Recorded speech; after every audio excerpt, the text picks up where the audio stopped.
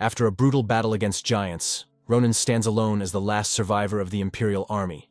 But victory comes at a steep price. As a new wave of giants threatens the world, his dying commander, Grand Marshal Adeshan, uses her last time slip to send him back to the past. Now a young man again, Ronan must change his fate. He needs to reunite with his friends and forms a powerful trio, all while preparing for his future at Filion Academy. Will he become the strongest swordsman the Empire has ever seen? The world's savior? But before we dive into the video, don't forget to subscribe to the channel. It really helps us keep bringing you more content like this. Already subscribed? Alright, let's get into the video! The tale begins amidst a battlefield drenched in blood.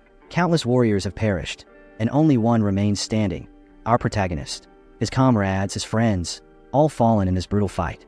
As he surveys the desolate scene once more, the realization hits him. This place will be their vast graveyard. Struggling just to catch his breath, he hears a voice. It soon becomes clear to him that this voice belongs to their greatest enemy, one he hadn't expected to still be alive. This being, brimming with wings, is called a Hyatt, one of the titans responsible for the destruction ravaging this land. These titans had only appeared in the world 20 days prior, yet in that brief span, they'd unleashed chaos without any apparent purpose. Humanity, unable to fathom their motives, had nonetheless fought valiantly to stop them. The protagonist, seething with anger, blames a Hyatt for the downfall of the Empire. In response, a Hyatt tells him that his own time is nearly up and that he will soon return to someone's side. Feigning confidence, our protagonist informs a Hyatt that the other two titans had also been slain. The second had been incinerated by a fiery-tempered red dragon, reduced to ash by its scorching breath. The last titan had been sealed away for eternity by a wise old man named Lauren. He hoped his words might strike fear into a Hyatt, making the titans reconsider facing humanity. But his bluff failed. A Hyatt reveals that the titans share their senses, and it was no one-sided battle. The warriors who fought the other titans perished alongside them, meaning the last defenders of the world were gone. The protagonist rejects this notion, insisting that he still lives and can fight.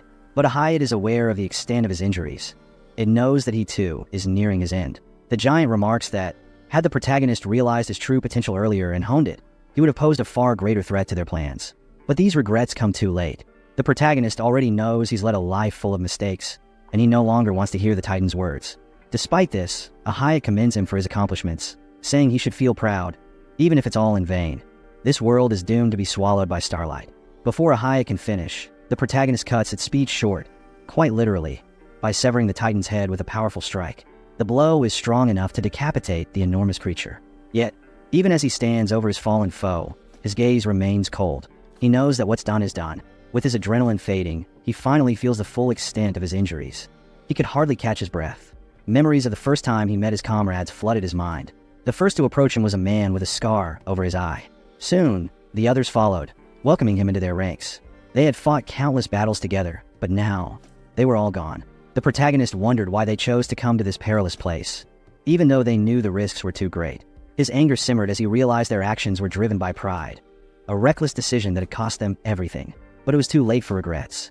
One question gnawed at him. Why was he the only one capable of hurting these monstrous beings? These titans could deflect even the Empire's most powerful sword techniques, yet his blade alone could penetrate their defenses. The regret weighed heavily on him.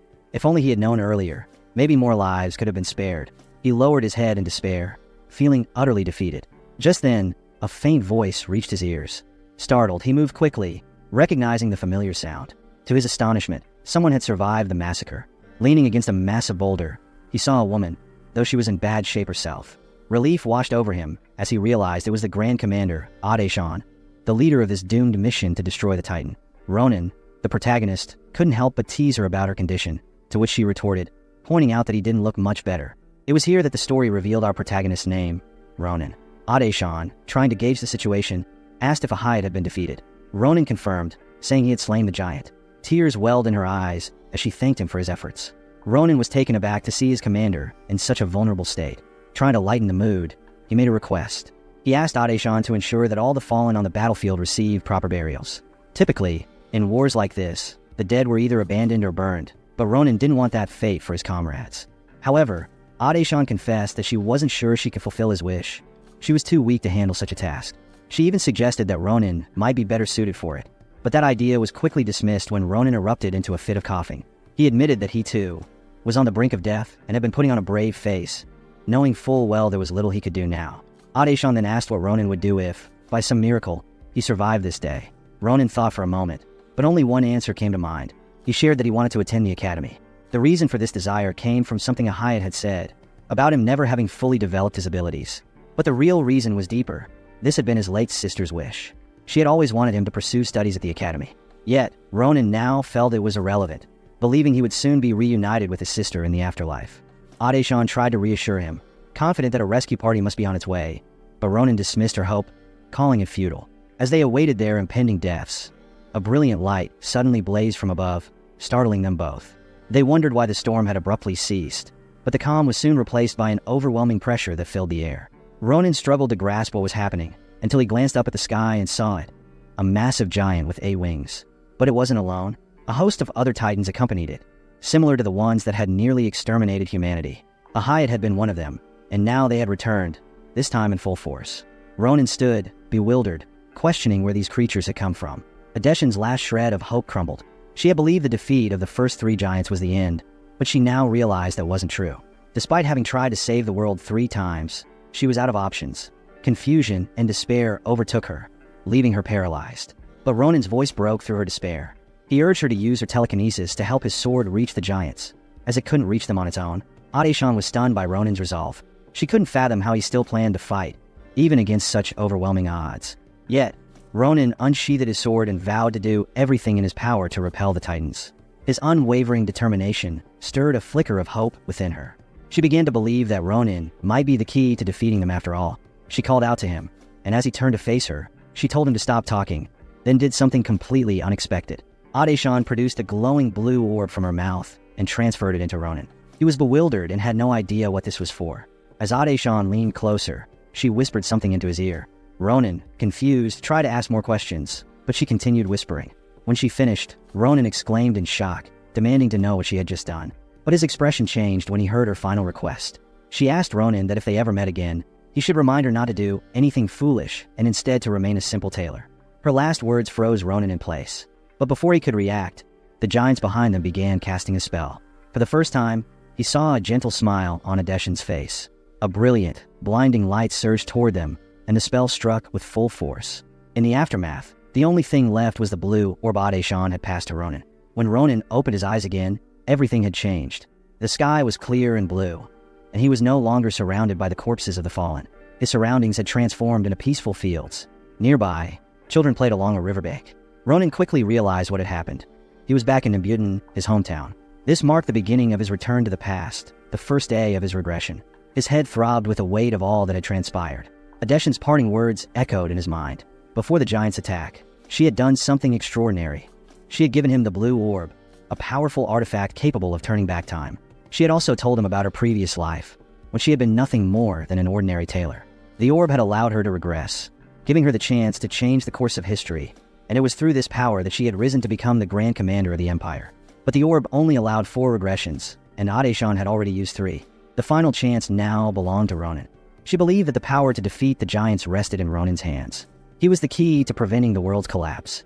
Adeshan also whispered to him that this opportunity would give him the time he needed to hone his skills and achieve his dream of attending the academy. She mentioned the best place for him to train, Philin Academy, a renowned institution filled with people who could help him grow stronger. As a parting request, she asked Ronan to remind her, if they ever met again, to follow her dream of becoming a tailor. In the present, Ronan was still grappling with disbelief. He thought it might all be a dream and tried to wake himself, unsure of what to do if this was reality. But as he processed everything, a crucial thought crossed his mind. Grabbing a stick nearby, Ronan sprinted home. This was the time when his sister was still alive. He hurried through the crowd, excitement filling him as he anticipated seeing her again. A smile spread across his face, but as he ran, something caught his attention, forcing him to stop. A group of young boys was tormenting another child, who was hanging upside down. Ronan sighed in frustration, recognizing these bullies. They hadn't changed even in the past. He considered continuing on his way, but something unusual drew his eye. The boy wasn't suspended by a rope, it was magic. Ronan scanned the area, searching for the magic user, knowing that this kind of ability was rare and highly valuable in battle. Then he spotted a red-haired boy controlling the spell. The red-haired child looked weary, unsure of how long he could maintain the magic. Ronan realized that if this went on, the hanging boy could be seriously hurt. The victim begged the bullies to let him go, explaining that he didn't have any money and that his mother's medicine for the month had been too expensive. The leader of the group, a golden-haired boy, sneered and struck the child, telling him that if he wanted to be a good son, he should have earned more money. The other boys laughed and watched as the cruelty unfolded. The leader then ordered the red-haired boy to lift the victim higher into the tree.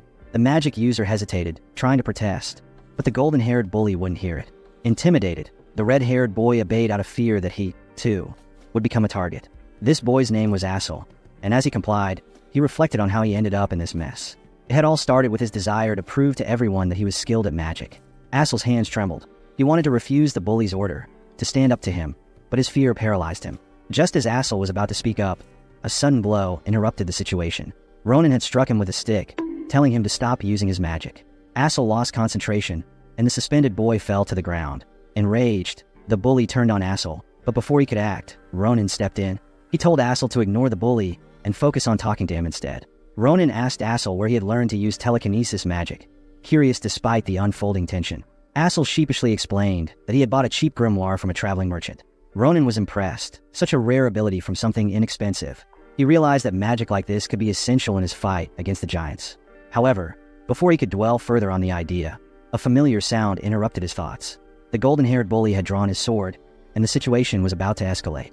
The bully was livid, feeling humiliated as Ronan kept ignoring him. In a fit of rage, he charged at Ronan with his sword, but Ronan remained unfazed. He didn't feel threatened by a young boy wielding a weapon, and even wondered how the boy had come into possession of a longsword. Ronan quickly noticed the bully's poor stance and weak technique. The attack was clumsy, and Ronan easily dodged it, much to the bully's shock. Despite being back in his younger body, Ronan's battle instincts from his previous life remained sharp. The golden-haired bully, embarrassed by his failure, tried to save face. He claimed that Ronan had been lucky and offered to spare his life if he showed some respect. His words were nothing more than empty threats, but when the bully insulted Ronan's sister, suggesting he'd take care of her if Ronan died, it was the final straw. Without hesitation, Ronan swung the wooden stick he held, landing with a precise blow. Blood flowed as the bully's ear was struck, leaving him in a state of shock. It took a few moments for him to realize what had happened before he dropped his sword and began to scream in pain. The other boys, terrified by what they had just witnessed, froze. Ronan approached the bully with a cold, serious expression, making it clear who had won. The bully knew he had made a grave mistake, and though his companions wanted to help him, they were too afraid to approach Ronan, who had just disarmed their leader using nothing but a wooden stick. Ronan then turned to the remaining boys, warning them to flee if they didn't want to suffer the same fate. Before they could escape, he demanded they return all the money they had stolen. Realizing they had no chance against him, the bullies quickly complied.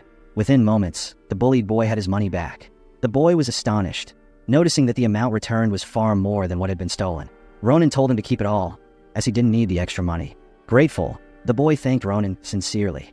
As they spoke, Assel, the red-haired magic user, stood by, looking remorseful. He apologized to the boy, explaining that he had been too scared to disobey the bully's orders. Assel kept apologizing, making the boy feel awkward, but the boy smiled and reassured him. He revealed that he had understood Assel's situation all along and didn't hold him responsible.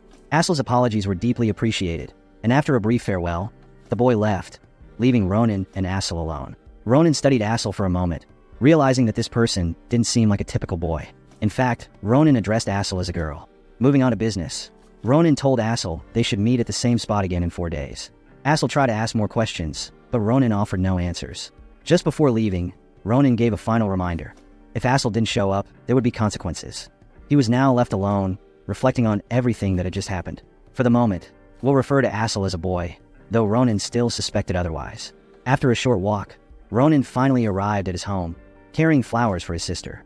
He recalled that she loved these particular blooms, but feeling a bit embarrassed, he almost tossed them aside. Just as he was about to, his sister spotted him and opened the door. Her voice stopped him in his tracks, leaving Ronan momentarily frozen, unsure of how to react. In his past life, after his sister's death, Ronan had often wondered what he would do if he ever had the chance to see her again. That regret had haunted him, but now, with this second chance, things were different. Here she was, standing before him, alive and smiling, her usual bright and gentle self. She was even pleased to see that he had returned home earlier than usual. All Ronan could manage to say was, "I'm back." Those were the only words that came to mind. Without missing a beat, his sister, Errol, began preparing food for him. She teased him playfully, saying she never expected to receive flowers from her brother. Ronan felt a pang of warmth as he watched her happiness over such a simple gift. He then asked her how old she was this year, trying to get a sense of the current timeline. Errol revealed she was 22 years old, and with that, Ronan realized he had about 10 years left before the giants would invade the world. Errol, noticing something off in his behavior, approached and checked his temperature, concerned by how strangely he was acting. But to Ronan, she was exactly as he remembered, bright, kind, and full of warmth. He silently wished that this peaceful moment could last forever. However, that thought reminded him of something important he needed to do. Summoning his resolve, Ronan told his sister that he had something serious to discuss. His sudden change in demeanor caught her by surprise. He then revealed that he planned to enroll in the academy. At first, Errol struggled to process the news, but once it sank in, her face lit up with joy. She was thrilled to hear this from her brother. Excitedly, she rushed off into another room, rummaging through their belongings until she found what she had been preparing for this very moment. Errol emerged holding a large pot. Curious, Ronan peeked inside, and to his astonishment, the pot was filled with coins. It was more than enough to cover the cost of his education at the academy.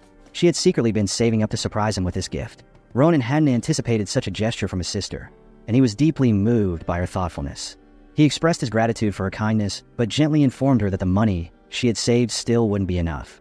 Ronan then mentioned the name of the academy he wanted to attend, the Imperial Institution, Philin Academy.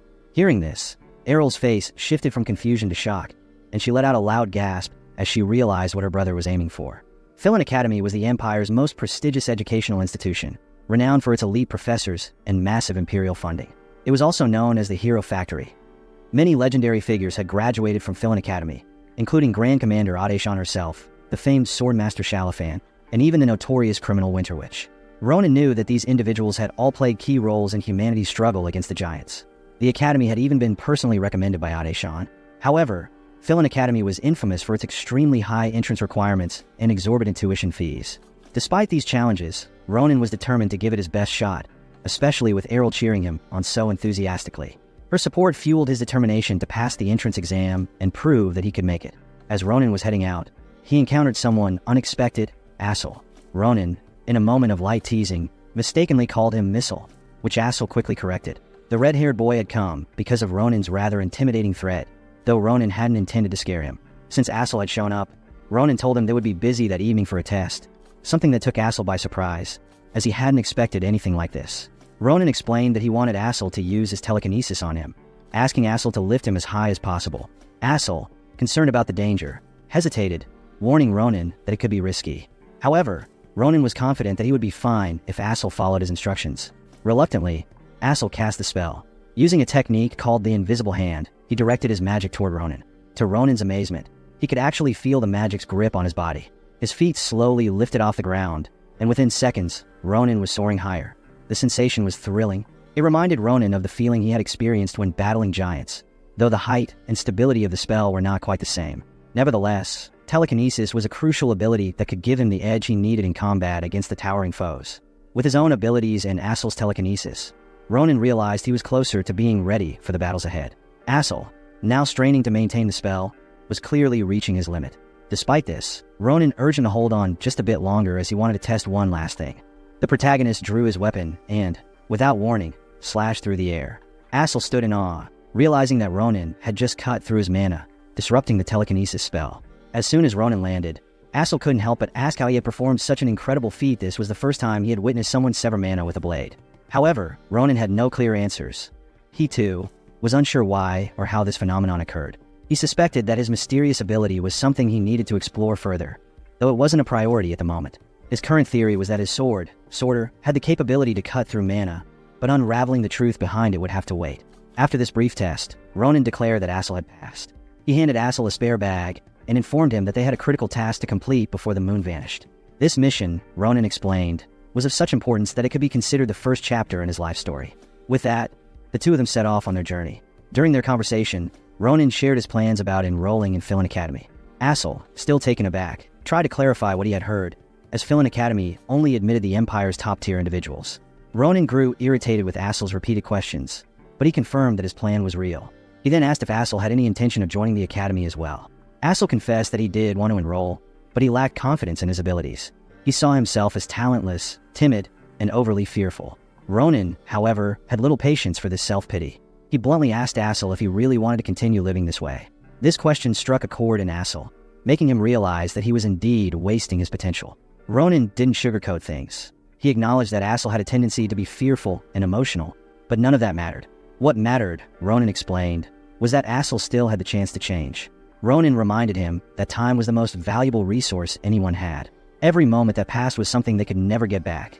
And if Assel didn't start making changes now, he would one day regret everything. Ronan's words were deeply personal, coming from his own experiences and regrets in his previous life. He had lived a life full of missed opportunities, and now, with a second chance, he understood the cost of inaction. He then asked Assel if he was ready to make those changes. Assel, surprised by the depth of Ronan's concern for him, remained silent for a moment, processing everything. But just as Ronan began to walk away, Assel finally responded, saying what Ronan had been waiting to hear. Assel, determined to change, declared that he would accompany Ronan to Philin Academy. Ronan turned back to him with a grin, remarking that this was the first time Assel had shown real courage. But in truth, everything was going according to Ronan's plan.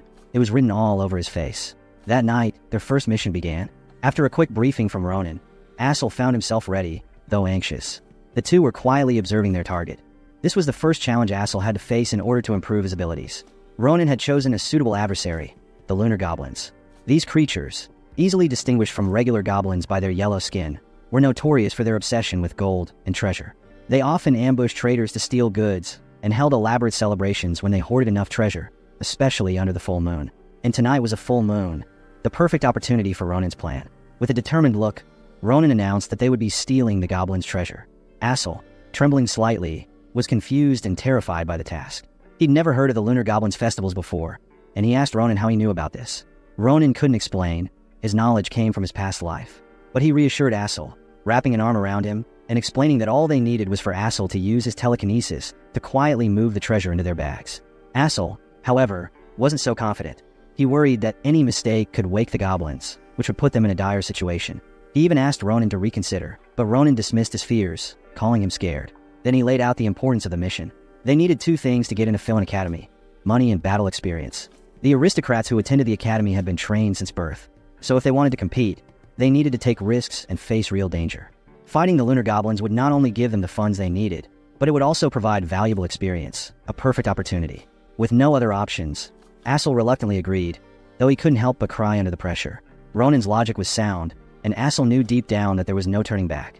As instructed, he began casting his telekinesis. The night remained still and silent as, one by one, the goblins' treasures floated into their bags. Assel concentrated hard, desperate not to make a mistake, while Ronan watched with a satisfied smile. The treasure chest was almost empty, and their bags were now full and even glowing from the sheer amount of riches inside. When the final piece was secured, Ronan praised Assel for his remarkable effort, though in truth, he had always believed Assel was capable of pulling it off.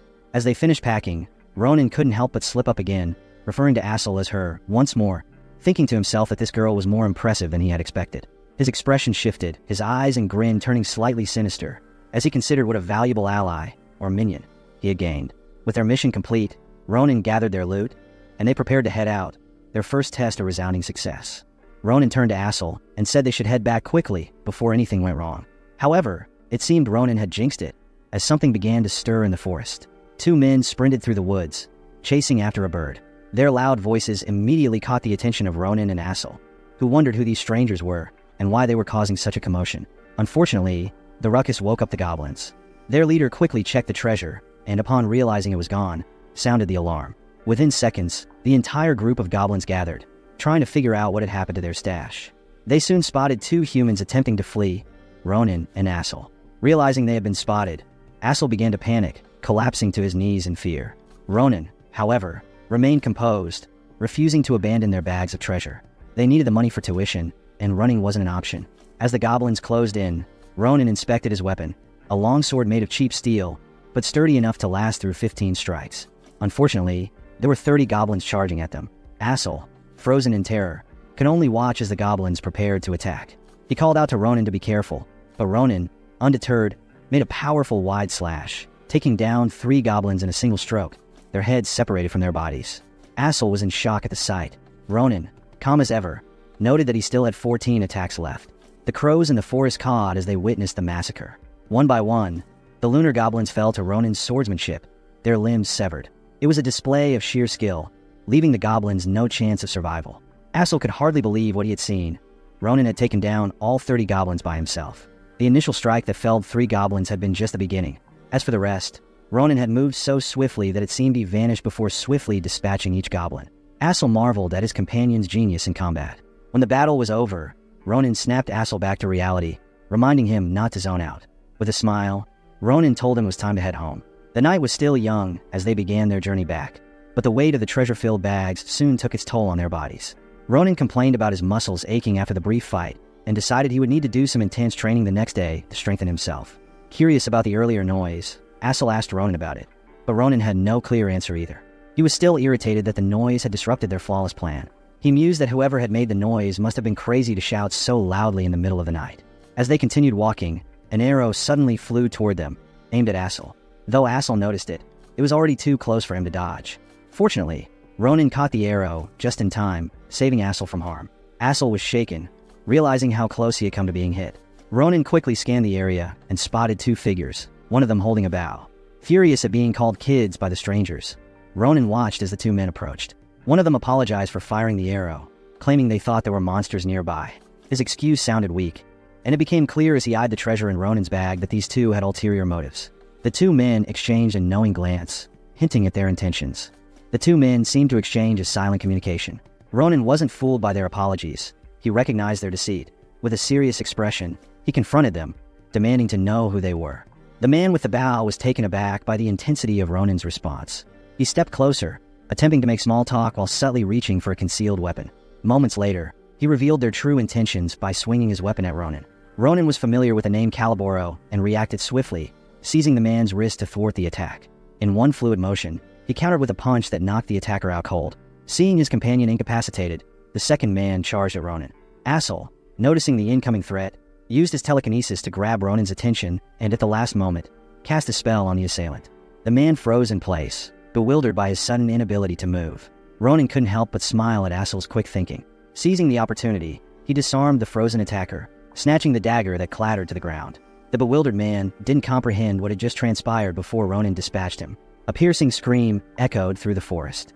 Assel hesitantly asked if the attacker was dead, and Ronan confirmed that he had no intention of sparing someone who tried to kill them. He explained that the men were part of the notorious Caliboro group, known for their extensive history of crimes, including being the most ruthless poaching gang in the Empire. Ronan emphasized that they had to act decisively. If they didn't, it would be their organs being harvested instead. Allowing these criminals to leave, especially after uncovering their identities, would be a crime in itself. As they prepared to leave, Ronan sensed something unusual. The two noticed a bag moving erratically on the ground. Intrigued, they approached it, suspecting it might contain a poached animal. When Ronan unzipped the bag, a pair of glowing eyes met his gaze. Moments later, a blue creature burst out, soaring above them in the air. Ronan was baffled by the strange blue creature before him. Both he and Assel couldn't believe their eyes, initially thinking it was just an odd blue chicken. However, it turned out to be a charming bluebird. Assel was amazed, having never seen anything like it before. Ronan admitted he felt the same. As the bird fluttered around them, Ronan noticed a shackle on its leg. He recognized it as a Caliboro poaching device designed to disrupt the creature's mana and limit its movement. Ronan recalled that such shackles were typically employed on rare occasions, particularly when capturing mythical beasts. This realization made him think further. Suddenly, a mysterious voice emanated from the bird, accompanied by a glowing magic circle above its head. After a moment, the voice became clearer, claiming that a connection had finally been established. Both boys took a step back, startled. Assel was frightened, thinking the bird was speaking, but Ronan reassured him that it was merely a form of communication magic. Ronan then examined the bag the creature had come from, concluding that it might possess the ability to block mana. A figure then appeared, revealing itself as Varen, who was studying fantastical creatures at the institution. He introduced the bird as Marpus and mentioned that it had taken him quite some time to connect with it. Varen asked for their names, and Ronan replied they were merely passing through. He also recounted their encounter with the poachers who had kidnapped Marpus. He hesitated before detailing how they rescued the bird, deciding it was best to keep some things to himself. Varen was surprised that poachers had targeted his bird and expressed his gratitude to Ronan, though he wasn't sure how to repay him. Ronan insisted there was no need for that. They were just focused on returning Marpus. The blue bird looked exhausted, prompting Ronan to ask if it could fly well once the shackle was removed. Varen confirmed this, stating Marpus had great instincts and would find its way back without issue. With a quick motion, Ronan drew his sword and severed the shackle binding Marpus. He called to the bird, urging it to return to its owner, who was undoubtedly worried about it. The bird's eyes sparkled with gratitude, but before it could fly away, Ronan noticed something unusual. Marpus nudged toward him, which annoyed Ronan, leaving him puzzled about its intentions. Varen clarified that Marpus wanted him to pluck one of its feathers as a token, symbolizing its desire to meet its savior again. The feather would serve as a compass for the bird. After that, Marpus spread its wings and took off into the sky, leaving Varen to express his thanks and hopes that Ronan and Assel would visit again soon. The bird soared away with incredible speed, a delightful smile on its face as it returned to Varen. Ronan was astonished at how fast it was. Assel then pointed out that something was on Ronan's hand. Ronan shifted his focus to Assel's comment, and both were puzzled by what was on Ronan's hand. A few days later, they arrived at a bustling caravan where merchants were busy loading and unloading goods for trade. Among them was an elderly man examining a jewel. This man, Duan Carbel, owner of Carbel Merchantry, offered 20 gold pieces for the jewel due to its quality and craftsmanship. He mentioned it must be his lucky day, speaking to Ronan and Assel, who were selling the loot they had obtained from the goblins. Ronan was pleased to find someone appraising treasures fairly, unlike other merchants who tried to lowball him. As their negotiation concluded, Ronan reached into his pocket, wanting to see if Duan could appraise something else. He pulled out a mysterious egg with a shell resembling a galaxy. Mr. Duan began examining the egg, which turned out to be left behind by Marpus. This peculiar egg radiated a strange and powerful aura, and Ronan was uncertain of its significance. Initially, they both thought the blue bird had humorously left a gift, which annoyed Ronan, prompting him to throw the egg against a large rock. The impact was so forceful it shattered the rock without leaving a mark on the egg, leaving both Ronan and Assel in disbelief. Returning to the present, Duan was still inspecting the egg while Ronan waited patiently, sensing it might be valuable. The old man concentrated, trying to deduce its nature, and Ronan's excitement grew as he anticipated discovering what the egg was. However, his hopes were dashed when Mr. Duan concluded it was merely horse manure. Ronan refuted this, but the old man insisted he didn't recognize it and recommended having it appraised at a specialized facility. This only piqued Ronan's curiosity further, leading him to decide against selling it.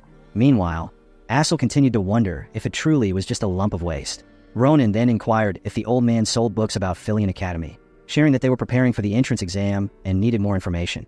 Mr. Duan expressed delight, saying his daughter was also about to take the exam and could assist them. Moments later, a young woman appeared, asking her father what was happening. Duan introduced Ronan and Assel as customers who had just completed a significant deal. The girl, Mara Carbel, the old man's only daughter, drew Ronan's attention immediately. He was captivated by her striking appearance, green eyes, and a sharp profile. Duan introduced them, but then scolded Mara for her brusque manner. He apologized for her behavior, explaining that she had grown up in commerce and often spoke bluntly. Assel assured the old man it was all fine, but Ronan stepped forward, questioning Mara's identity. He asked if she was indeed Mara, to which she affirmed. Even revealing her middle name was Senator Mara was curious how Ronan knew this. Lost in thought, Ronan recalled someone from his past who bore a resemblance to her, but was built quite differently. He decided to ask Mara a more personal question and leaned closer, whispering to her about a specific detail. Ronan directly asked Mara if she had a deek, catching her off guard. She thought it was a ridiculous question, but Ronan's serious expression indicated he wasn't joking. After a moment of surprise, Mara processed the question, leaving her momentarily speechless. Ronan then remarked that, from what he could see, it seemed she didn't have one, which only irritated her further. As he contemplated other possibilities that might prove him wrong, a blurry shape approached. It was Mara's hand. She swatted him and told him to be quiet. Ronan didn't have time to dodge, and the slap brought back a familiar pain. Looking at her again, he noticed she bore a striking resemblance to someone from his past. Count Mara Senator Ronan had met Mara's son when he was a disciplinary soldier in a Marlin, where she managed supplies. They had a good rapport, thanks to her easygoing nature, but she became uncharacteristically angry whenever the soldiers talked about deeks. Ronan recalled that she had a habit of swatting at people when annoyed, which piqued his curiosity back then, but he never got the chance to ask her about it. She had died in the war long before he did, fighting against the angels. In the present, Ronan smiled, realizing he had the answer about Mara.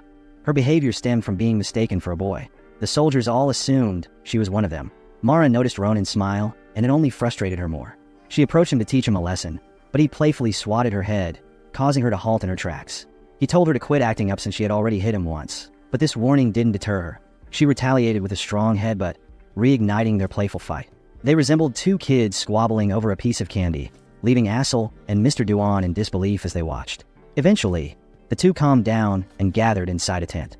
Assel wore a perplexed expression, wondering how they were now acting like old friends after their earlier tussle.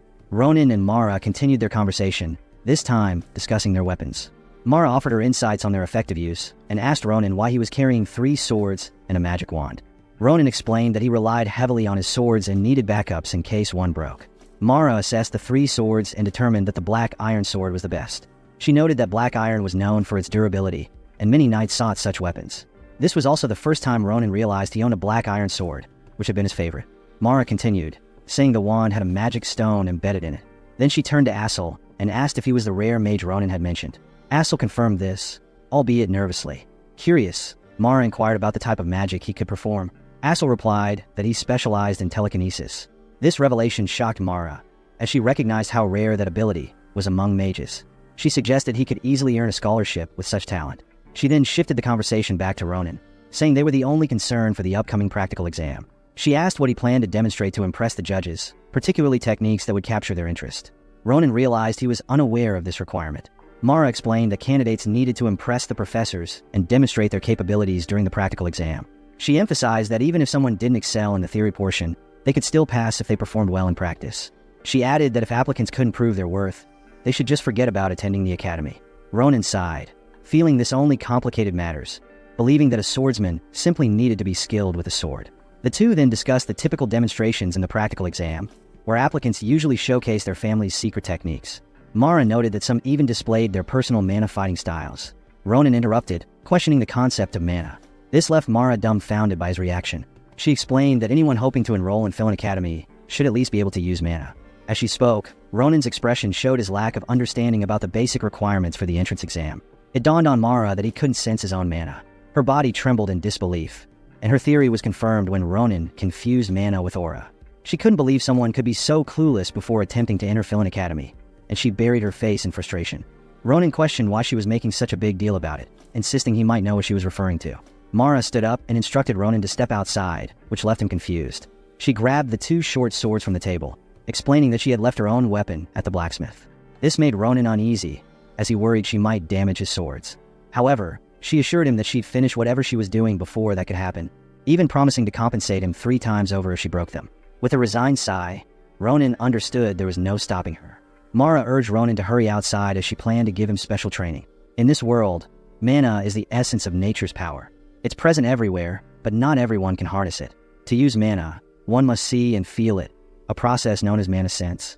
Achieving this usually requires rigorous training and can take about a year. Those who master this early often apply to Philin Academy. Mara conveyed this basic information to Ronan, warning him that if he couldn't even differentiate between mana and aura, he should forget about entering Philin. Outside, they both readied their weapons. She continued, explaining that aura is a type of mana, yet the distinction is significant. The innate power gained through intense effort is called aura. She asked Ronan if he grasped any of this. Ronan recalled countless individuals in his past life who claimed to be aura users and wielded strange powers, finding them both irritating and impressive. However, those powers had never been enough to defeat him. His thoughts returned to the present as Mara declared it was time to begin their training, insisting he would learn quicker by using his body rather than overthinking. Initially dismissive, Ronan didn't think much of Mara because she seemed so young, but in a flash, she closed the gap between them, showcasing extraordinary speed. Caught off guard, Ronan's eyes widened as he realized what was happening. He managed to defend against her attack, but he was clearly at a disadvantage. Locking eyes with Mara, he recognized the fierce expression that reminded him of a past encounter. They began exchanging blows, displaying impressive swordsmanship that put them almost on equal footing. Ronan was taken aback by Mara's power at such a young age, especially since she wielded 2 swords. He wondered if she was indeed using mana as she had claimed. The trouble was, he couldn't tell because he lacked the ability to see or sense mana. Meanwhile, Mara was in shock. Her original plan was to end the fight quickly, but it had dragged on much longer than expected. Even though she was using mana, Ronan was holding his ground against all her attacks. She wanted him to experience defeat. She didn't want him to face humiliation during the entrance exam. Mara had intended to help him, but now her strategy was backfiring. She didn't anticipate someone who couldn't sense mana could possess such strength. While still trying to comprehend the situation, Ronan asked her how she thought he was performing. He deflected her sword with a fierce look, signaling that he was ready to finish the battle. He warned Mara to dodge his next attack and not to attempt to block it. Luckily, her body reacted instinctively, allowing her to step back just in time. The attack nearly cost her life. She smiled, admitting that Ronan's strike could have been a serious issue, realizing then that he was no ordinary opponent. Ronan reciprocated her compliment, stating that she was skilled even without using mana. However, he pointed out that she was still struggling to find her balance. He suggested that once she addressed that issue, she would improve significantly. Just as he was about to leave, Mara stopped him, still sulking and insisting their fight wasn't over. Ronan, however, showed no interest. As soon as he voiced his indifference, cracks began to appear in her sword. Confused, she looked down at the weapon she had used against him, eyes widening in realization of its damage. Ronan reminded her of her promise to replace the swords if she lost. Mara was about to argue again when someone else caught her attention, a fellow merchant who praised her efforts against Ronan, clearly understanding her frustration. Ronan then called for the merchant to rest, and the two left Mara standing alone, pondering what Ronan really was. The next day, Ronan and Assel returned to the market to collect the promised sword from Mara. However, as he approached, he was puzzled by what lay before him. Along with the swords, Mara had also taken the initiative to provide them with books essential for the entrance exam. These were summarized notes, and she insisted they would need them since the exam was just a month away. As Assel's eyes sparkled with excitement, Ronan asked Mara why she was doing this. He warned her that he suspected she was playing a prank. Mara tried to reassure him, explaining that she genuinely liked them and wanted all three to succeed at the academy. She added that everything she provided was free of charge. Although she wanted to teach them herself, her life as a merchant made that difficult, as she had to constantly travel for trade. Mara playfully bumped her fist against Ronan's, wishing them good luck and urging them to study hard. She also teasingly warned that she wouldn't let them off easy if they failed the exam. Ronan smiled, telling Mara that she didn't need to go out of her way and should focus on herself. Moments later, she was already in the carriage, informing Ronan and Essel that they would see each other at the Imperial capital for the exam. Essel waved goodbye, and as all this unfolded, Ronan found himself lost in thought. He realized he had trained his once weak body and now just needed to study. Though these preparations weren't part of his previous life, he didn't mind them. This marked the beginning of his new journey. Once back home, Ronan's days resumed their usual rhythm, but felt slightly different. Unlike before, he now shared meals with his sister, Errol, relishing each moment he had missed. He ate until he was full, enjoying every bite, and burned off those calories by hunting monsters around the village. This approach significantly boosted his stamina and adaptability. Since returning to this timeline, he had come a long way, even managing to drive all the monsters around the village to extinction. After hunting, he dedicated time to studying, a task he never would have considered as a soldier. Although uncertain if all this effort would pay off, he promised to give it his all. A month passed, and they finally arrived at the setting of this tale, the magnificent Imperial capital Balon, home to the finest educational institution in the Empire, Philin Academy, situated in the heart of the city. Assel stood in front of the impressive building, in disbelief as if he were dreaming. Today marked their entry into Philin Academy, and he marveled at the artistry of the place. While still in awe, his daydream was interrupted by a familiar voice urging him to stop acting like a country bumpkin and just go inside. Assel was happy to see this friend again, but noticed something different about Ronan. He seemed to carry a newfound strength and aura, having grown significantly over the month. Ronan, growing impatient, suggested they keep moving. As he approached the academy, he recalled someone from his past, a sword saint named Shulapin, a member of the renowned swordsmanship clan Grancia, and considered the strongest in the Empire. Ronan thought that since Shulapin was around his age, he might run into him here, but he decided to leave that to fate. Assel interrupted his thoughts, asking if Ronan had brought the item they needed. Assel was referring to the feather plucked from the bird they saved that night, which was supposed to help them locate its owner. Ronan pulled out the feather and suggested they find the owner first before heading to the examination area. Rowan noticed that the feather was pointing upwards, indicating that the person they needed to meet lived at the top of the building. Meanwhile, on the top floor, someone was grumbling about the burdens of being a professor. This individual had the bird that Rowan and Assel rescued perched on his shoulder, which began to chirp as it sensed its saviors had arrived in the capital. The bird's owner, a werlion named Varen Fanasir, was the zoology professor at Philin Academy. Just as Varen was about to open the window for some fresh air, he was startled to see Rowan's face greet him from outside. Shocked, Varen instinctively trembled, not expecting someone to enter through the window. He demanded that Rowan reveal his identity. As they settled inside, Rowan complained about the werelion's booming voice, which nearly deafened him, while Essel was still catching his breath from the climb. Varen, still a bit fearful, inquired if they were after his blue bird, Marpus. Upon examining them closely, he noticed the feather Rowan was holding, and his expression brightened as he recognized his unexpected guests as the heroes who saved Marpus from poachers. The werlion professor began apologizing profusely for his earlier behavior until Rowan told him to forget it. Rowan even shifted some of the blame for their unconventional entrance to Essel, revealing that they had used Essel's telekinesis to float up the tower, though he hesitated to fully explain the situation. Changing the subject, Rowan expressed surprise that a rare werlion like Varen owned the blue bird and was also a professor. Varen, in turn, remarked that he hadn't expected the heroes of Marpus to be applicants of Philin Academy. He added that had he known, he would have written them a recommendation letter to ease their admission process. However, Rowan was less interested in that, and instead wanted to ask Varen about something specific. He produced the unusual purple object he had found earlier, which puzzled Varen. Upon closer inspection, Varen realized it was a dream bird egg. He marveled at the egg, as Rowan initially thought it was just an ordinary egg. Varen explained that this was no regular egg. It was a dream egg, the contents of which were unknown until it hatched. He elaborated that while ordinary eggs would typically yield birds, a dream egg absorbed its environment's unique mana to determine what would emerge. For example, if it absorbed lava, it might hatch a fiery phoenix, or if it drew mana from a monster's nest, it could produce a new kind of creature. There were even instances where it might not resemble a bird at all. Varen added that he could predict what might hatch by observing the mana within, but this egg was particularly unique. The variety and quantity of mana present were astounding, featuring even rainbow colors, making it impossible for him to determine the outcome at that moment. Ronan felt overwhelmed by the professor's detailed explanation, commenting that Varen was attributing too much significance to a mere egg. His attention then shifted to Marpus, and he wondered why the bird would lay such an egg and leave it in his care. In his mind, he thought he had never encountered a bird so audacious. Varen then disclosed that he wanted Ronan to continue looking after the egg. To his surprise, Ronan agreed without hesitation, learning that the egg was incredibly precious. A dream bird only laid one egg in its lifetime, signifying Marpus's next generation. Varen believed it was fitting that Marpus chose to lay its egg in front of its heroes, recognizing the special bond it felt with Ronan. Since Marpus had been Varen's companion for years, he wished to honor the bird's choice by entrusting the egg to Ronan. He pondered what type of creature might emerge from the egg. The two then stood up, ready to leave as the exam time approached. Varen asked them to wait a moment. He had been considering what to give them as a token of gratitude for saving Marpus, and came up with something he believed would be useful.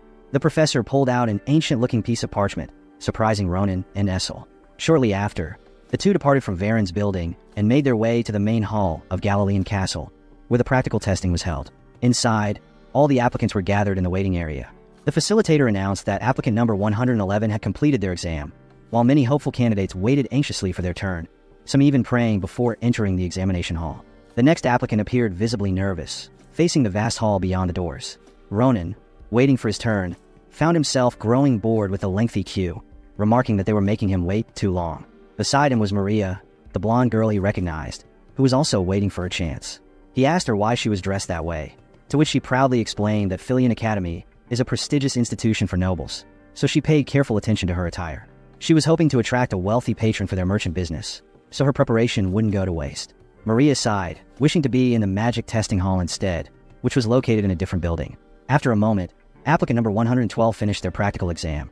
The facilitator called for the next candidate. Realizing it was his turn, Ronan quickly stood up.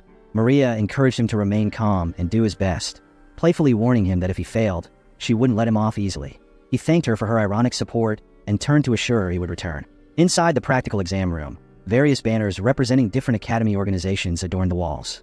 Ronan scanned the room and noticed 5 professors who would judge whether the applicants were worthy of attending the academy. While they appeared to be ordinary individuals, one stood out: the elderly man in the center, Kravakratir, the headmaster of Philian Academy and an archmage.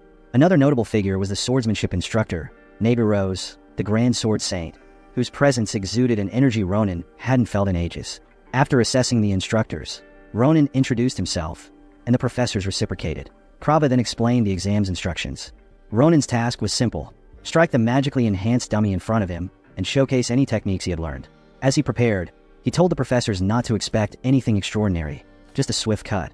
His casual remark left the professors puzzled. Most applicants demonstrated techniques involving mana. Amused, the other professors began chuckling, remarking that there was always one applicant like this. One of them quipped that it was typical, especially for someone from a distant region. The dummy appeared ordinary, but it was anything but.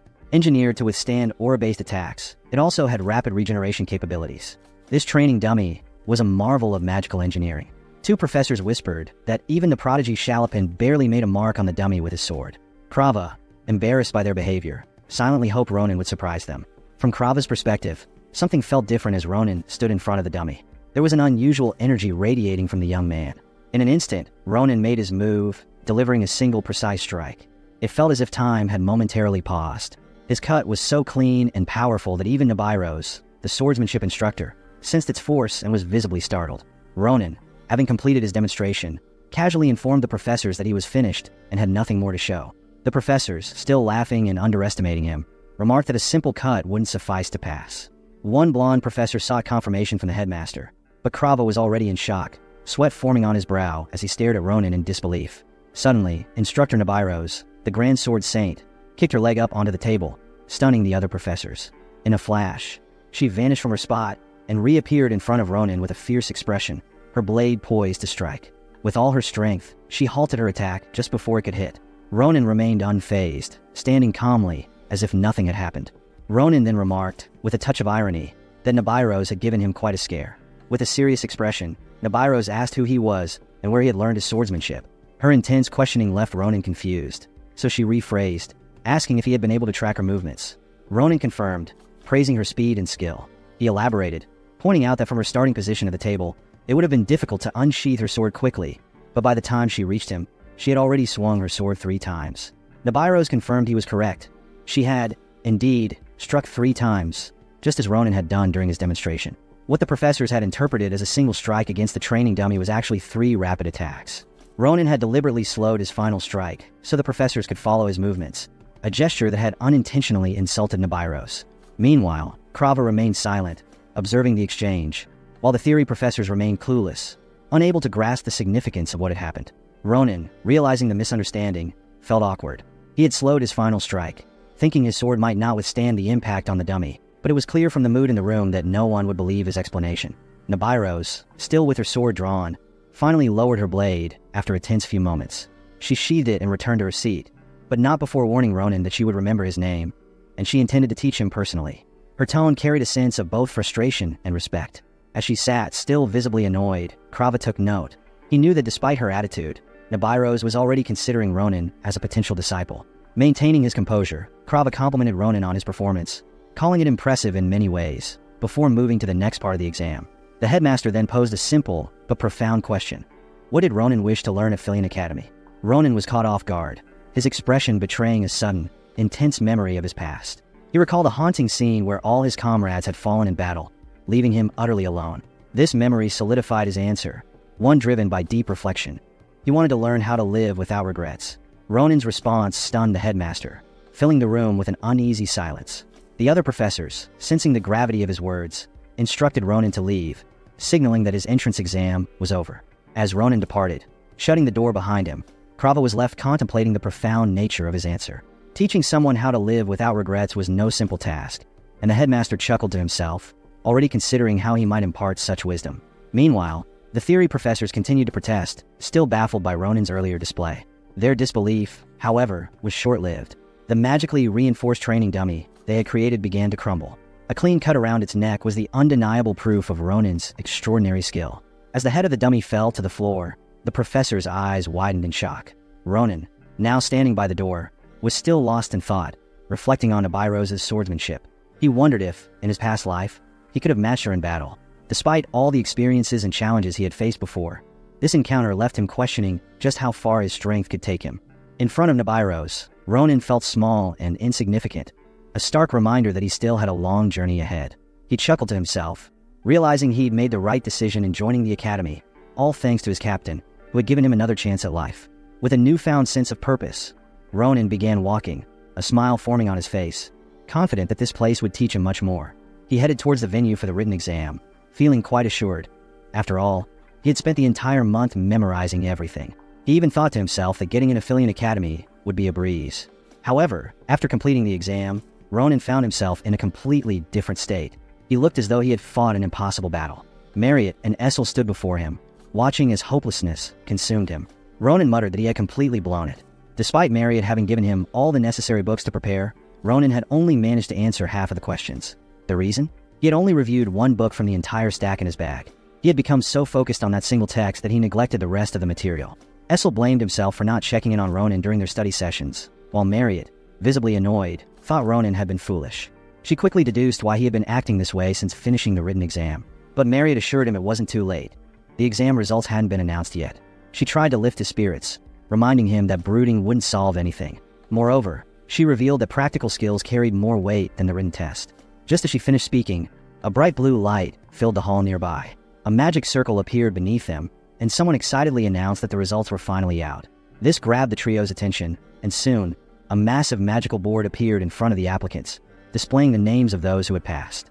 Essel and Marriott scanned the board, surprised the results had been released so quickly. Essel discovered he ranked 12th in the practical exam and had secured the top spot in the written test. Marriott, on the other hand, placed 9th in both the practical and written portions. Realizing what this meant, the two exchanged glances, and Marriott blushed. She had officially passed the entrance exam. The pair began celebrating, delighted that they were now officially students of Filian Academy. Marriott playfully remarked how Essel had truly excelled in the written portion.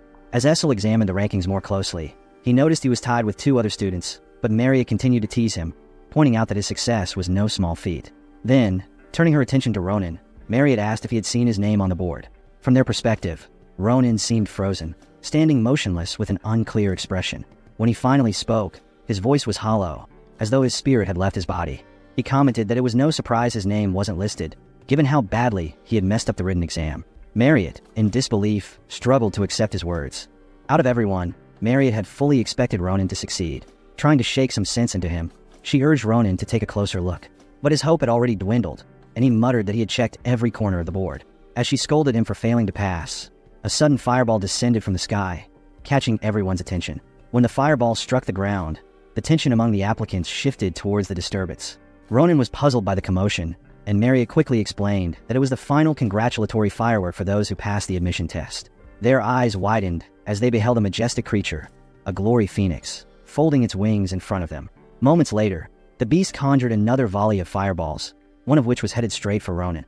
Too preoccupied to notice, he remained unaware of the impending impact. A massive explosion erupted nearby, but the fireball didn't hit Ronan directly. Instead, it signaled an announcement. To everyone's shock, it was revealed that Ronan had secured second place in the martial arts department. He ranked first in the practical exams, but a distant 5,712th in the written exams. Both Marriott and Essel were left speechless, struggling to process the unexpected news. Then, as reality sunk in, they embraced Ronan, celebrating his remarkable achievement. Despite his abysmal written test score, they praised him for his exceptional skills, which had clearly carried him through. Marriott remarked that she had always known Ronan was a genius, and this only confirmed her belief. While Ronan was relieved to see his name on the board, a troubling realization hit him. Ranking first in the practical exam meant that he had just overtaken someone who was expected to claim the top spot. Knowing that individual's temperament, Ronan anticipated trouble. And sure enough, the person he was thinking of was already approaching from behind. A figure slowly made his way toward them, commenting on Ronan's performance in the practical exams. Ronan immediately sensed an ominous aura filling the air. The man exuded a dignified and formidable presence. This wasn't just anyone. It was Shulapin, the one destined to become the strongest swordsman and the sword saint from Ronan's previous life. The long-awaited encounter between these two swordsmen, destined to shape the future of their world, had finally occurred. The nearby students of Filian Academy were astonished to see such a man on campus. He was known as the Empire's rising star. Meru informed Ronan that this mysterious figure seemed eager to talk to him. From Essel's point of view, the atmosphere around the man was unsettling. Ronan, too, felt uneasy, sensing that this meeting would cause him trouble. He recalled that Shalapin couldn't stand anyone better than him in swordsmanship. As Ronan looked at him, he noted that Shalapin still had that fierce spirit. Ronan thought it best to avoid him and pretended not to know he ranked first in the practical exam. However, this didn't fool Shalapin, who kept his eyes locked on Ronan, accusing him of lying. Realizing he'd been found out, Ronan tried to talk his way out, telling Shalapin to stop picking fights and that he had no proof. In response, Shalapin drew his sword, showing his proof by attacking Ronan in an instant. Luckily, Ronan blocked the strike, surprised by how quickly the situation escalated. Marriott and Essel watched helplessly from afar. Shalapin then asked if that was enough proof, claiming that Ronan's rank made it possible to block such an attack. The onlookers panicked as a simple confrontation turned into a fight. Shalapin demanded Ronan display the skills that had bested him. Meanwhile, Ronan couldn't help but think how eccentric the sword saint was. With no other choice, Ronan accepted the challenge and counterattacked. Shalapin's frustration was clear, but Ronan unleashed a series of slashes, the same ones he had used during the practical exam. Shalapin narrowly deflected them with a single stroke, his arm trembling from the power of the blow. Speechless, he admitted that Ronan's attack made sense for his high score, but something still felt off. Refusing to accept defeat, Shalapin pressed on, saying the slashes weren't enough to defeat him, and their swords clashed again. Ronan pleaded for a moment's peace, but Shalapin insisted he show his real abilities, driven by his obsession with becoming the Empire's strongest swordsman. As they exchanged blows, each strike held the potential to end the fight. Ronan realized this was exactly why he'd wanted to avoid Shalapin. He knew that soon, Shalapin would tap into his aura, a power Ronan wasn't ready to face. Remembering the Tempest Sword, a dangerous technique from his past life, Ronan knew he couldn't handle it with his current strength. So, he turned and fled. Shalapin, furious, couldn't believe the one who had beaten him would retreat so easily. Ronan, in an unexpected move, used a nearby student, a male named Aesel, as a shield. Shalapin called it cowardly, saying no true knight would hide behind someone. But Ronan, with a mischievous grin, retorted that Shalapin's dedication to knighthood was unshakable. Seizing the moment, Ronan punched Shalapin while hiding behind Aesel, landing a clean hit. Shalapin stumbled, shocked by the blow, and fell to his knees. Seeing this, Ronan turned to his friends and yelled, "Now's our chance." The group took off running, leaving Shalapin too stunned to stop them. Moments later, A guard arrived after hearing about the fight, only to find the mighty Shalapin kneeling on the ground. Concerned, he rushed to check on him. The guard asked Shalapin to describe his attackers so they could track them down, but Shalapin disliked the idea. He didn't want to be treated like nobility, insisting that he was merely an applicant to the academy. Standing up, he reassured everyone that they had no reason to worry. It was just a fair duel between swordsmen. Shalapin claimed he could handle himself, brushing off the dust from his clothes. But as he did, something caught his eye, a crack in his sword. This was surprising since the sword was crafted from high-grade mithril. He then recalled Ronin's attack, which he initially thought was ordinary, but now realized was far from it. Shalapin smiled, intrigued by this unexpected development, and declared that he would remember Ronin's name from now on. The next day in Shimo Forest, just outside the capital, Ronin and Aesel could be heard walking. Ronin held a map as they appeared to be searching for something. Aesel, out of breath, asked if they should really be exploring, still thinking about how Ronin had punched Shalapin, heir to the Granshaw family, the day before. The punch had been so strong that it almost broke Shalapin's nose. Aesel worried about retaliation, but Ronin brushed it off, assuring him that Shalapin was a good person, obsessed with swords but principled and trustworthy. Ronin added that Shalapin likely told the guards it was just a fair fight. Aesel calmed down, realizing Ronin's words might be true. Ronin then pointed out that they had reached the spot Professor Veron had mentioned. The two were greeted by the shining blue waters of Fernardo Spring. Ronin excitedly announced that they had found it. He explained that a mana vein was responsible for the magic-infused water, which could transform ordinary materials into high-grade minerals or medicinal herbs. This spring, with its concentration of mana, was extremely valuable, and those who discovered it would surely try to monopolize it. Ronin felt grateful to Professor Veron for generously giving them the map, just to hatch a single dream egg. Aesel dipped his hand into the water and marveled at the concentrated mana. He thought training here could make his magic much stronger. He then noticed the egg in Ronin's pocket glowing as it absorbed the spring's magic. Aesel pointed this out, but Ronin explained he couldn't sense mana. He then thought of Maria, who couldn't join them due to her commitments with the merchantry. Despite agreeing, Aesel sensed something was off and asked Ronin if he noticed anything strange. Remembering Professor Veron's warnings, Ronin realized the eerie silence. They hadn't heard any animals. Alarmed, he told Aesel things were about to get dangerous and warned him to be ready, having detected the scent of blood. Nearby, the bodies of animals lay scattered, and shadowy figures were responsible. Aesel, confused, listened to Ronin's grim assessment of the situation. Ronin, with a sharp expression, deduced that others had already reached the spring. Unbeknownst to them, 5 masked men had already taken positions, purple arrows aimed at the duo. Suddenly, the arrows were launched straight at Ronin.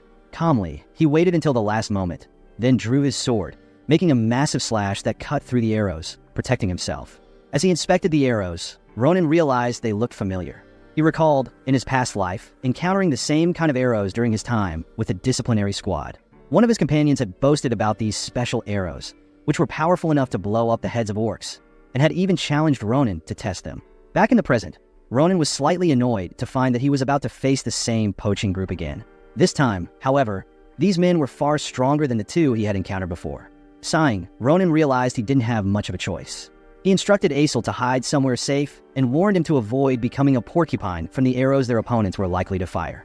As Ronin rushed forward, eager to defeat the organization once more, the archers were puzzled by how he had deflected all their arrows with just one slash, even though the arrows were infused with mana.